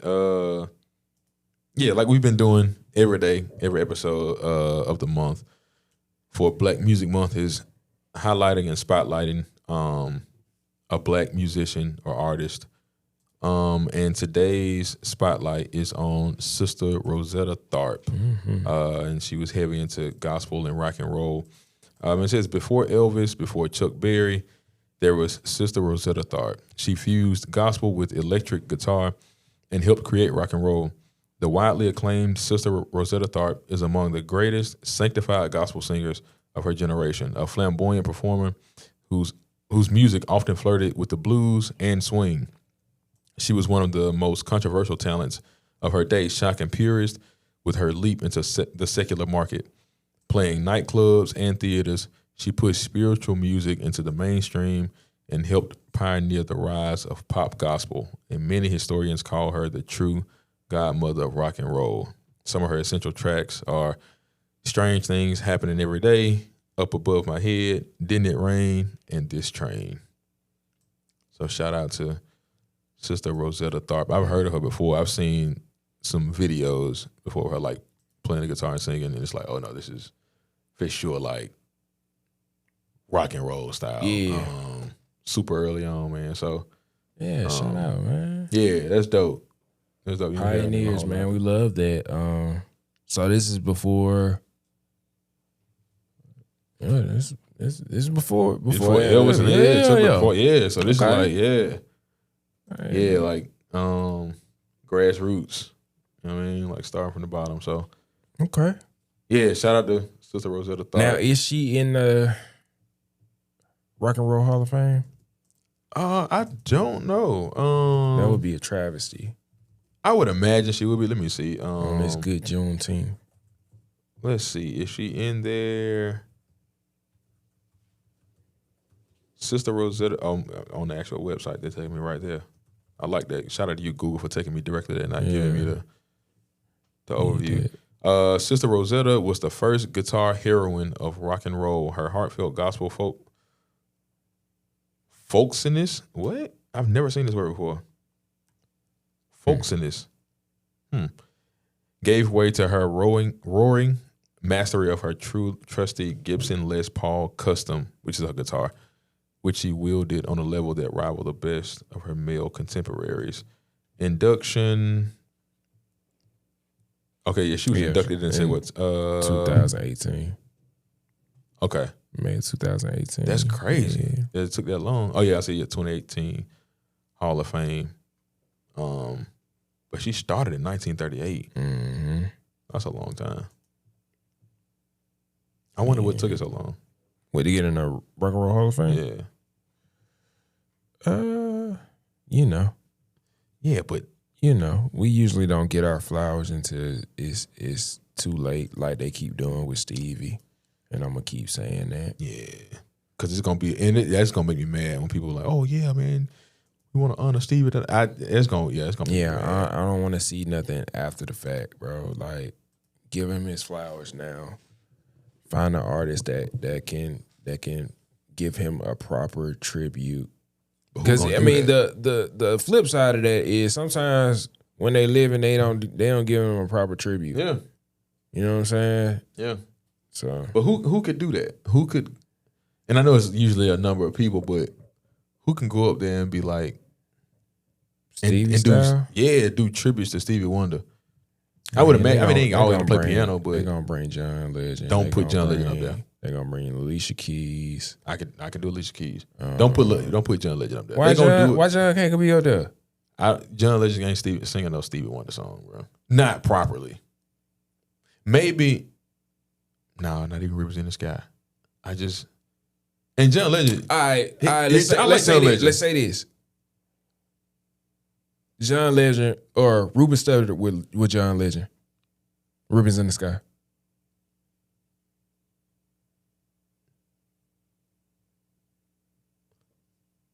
That'd be interesting to hear.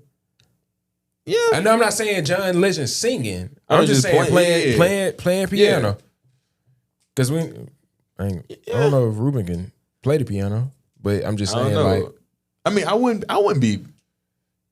It would be interesting to hear. Yeah. Yeah. I never thought about that. Yeah. I don't think most people would, but.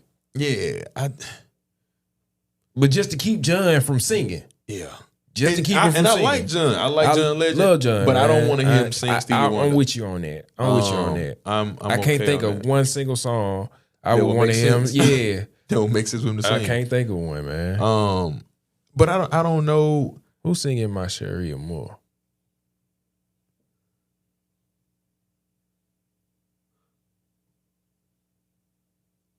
I can hear like I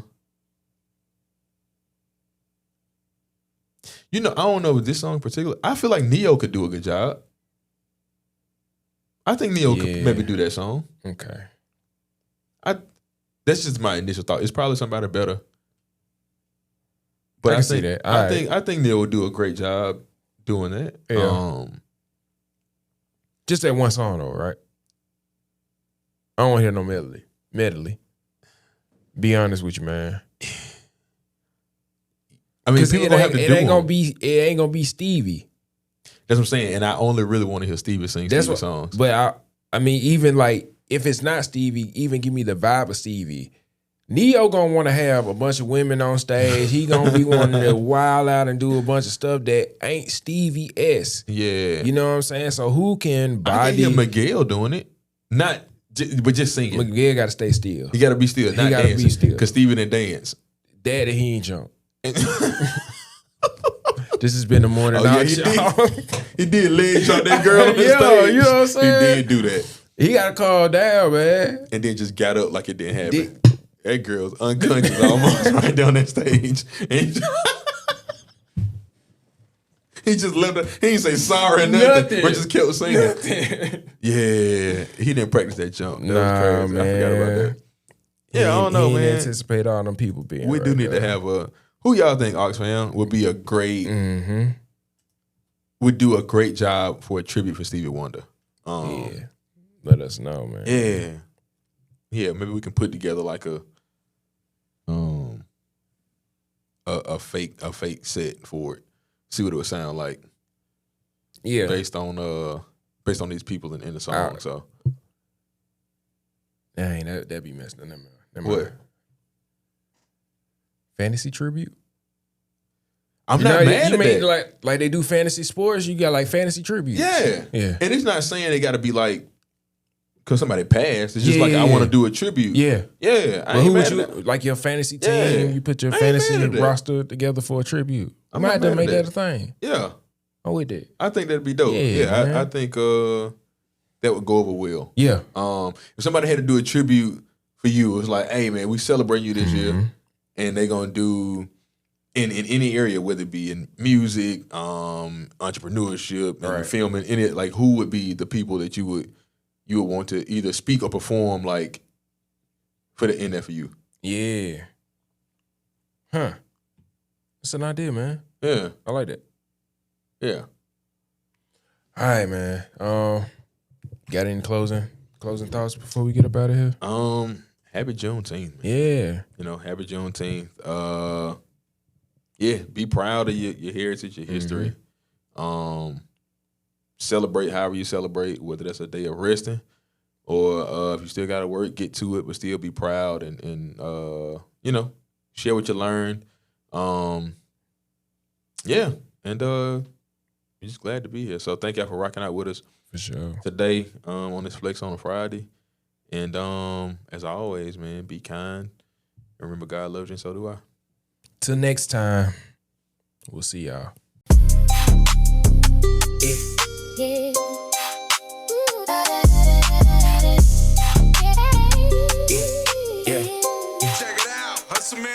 I got so much to gain. Losing's not an option. I'm back taking aim. Who said I won't pop? Respect on my pockets. Got juice in the game. Some call me OG. Put respect on my name. Boy, I do the damn thing. Ladies love the campaign. 2 L's, I'm cool. We just pop the champagne. I was on the come up. Trapping all day. Can't see you little nigga, cause the money in the way. Anybody got a problem, they can tell it to my face. I'm a lover, not a fighter, but the Glock right on my waist. Look, ain't got time to waste, I'm on the paper chase. Young bulls getting to the money, please stay out the way. Mama still praying to the Lord that we see better days. Now that things are looking up, it's only right we elevate. I'm talking about a big estate, great views by the lake. If you ain't gang, you can't get through the gate. Got some real estate for sale, I could put you in place. Coming straight out the jungle, play with me, I go 8. Bigger than the building, bigger than the block. Legend in the making, boy, the whole city watch. Every step a statement, every word raise the stock. Ain't no competition, boy, it's only the top. Bigger than the building, bigger than the block. Legend in the making, boy, the whole city watch. Every step a statement, every word raise the stock. Ain't no competition, boy, it's only the top. Started in a basement with a dream in a notebook. Mama praying late, daddy told me how the world look. Brothers in the trenches, every W we both took. Every L a lesson, I ain't mad at how the road shook. Thinking that I grew it, turning strangers into Facebook. Ain't no love and likes, boy, that algorithm sold you. Hollywood a smile in your face and then they fold you. Industry a casket with a ribbon that'll enclose you. I'm building me a kingdom where the architect is chosen. Every brick intentional, every door I left open. Loyalty a currency and homie I've been holding. Watch who you let in, cause the wolves be in the clothing. Grinding when they slap, so I earned every token. Silent like a sniper when I speak, the whole room frozen. Ain't a cap in my collection, every word I said is spoken. Warning shot already fired, heard the promise, now it's motion. Bigger than the building, bigger than the block. Legend in the making, boy, the whole city watch. Every step a stake and every word is a stop. Ain't no competition, boy, it's only the top. Bigger than the building, bigger than the block. Legend in the making, boy, the whole city watch. Every step a stake and every word is a stop. Ain't no competition, boy, it's only the top.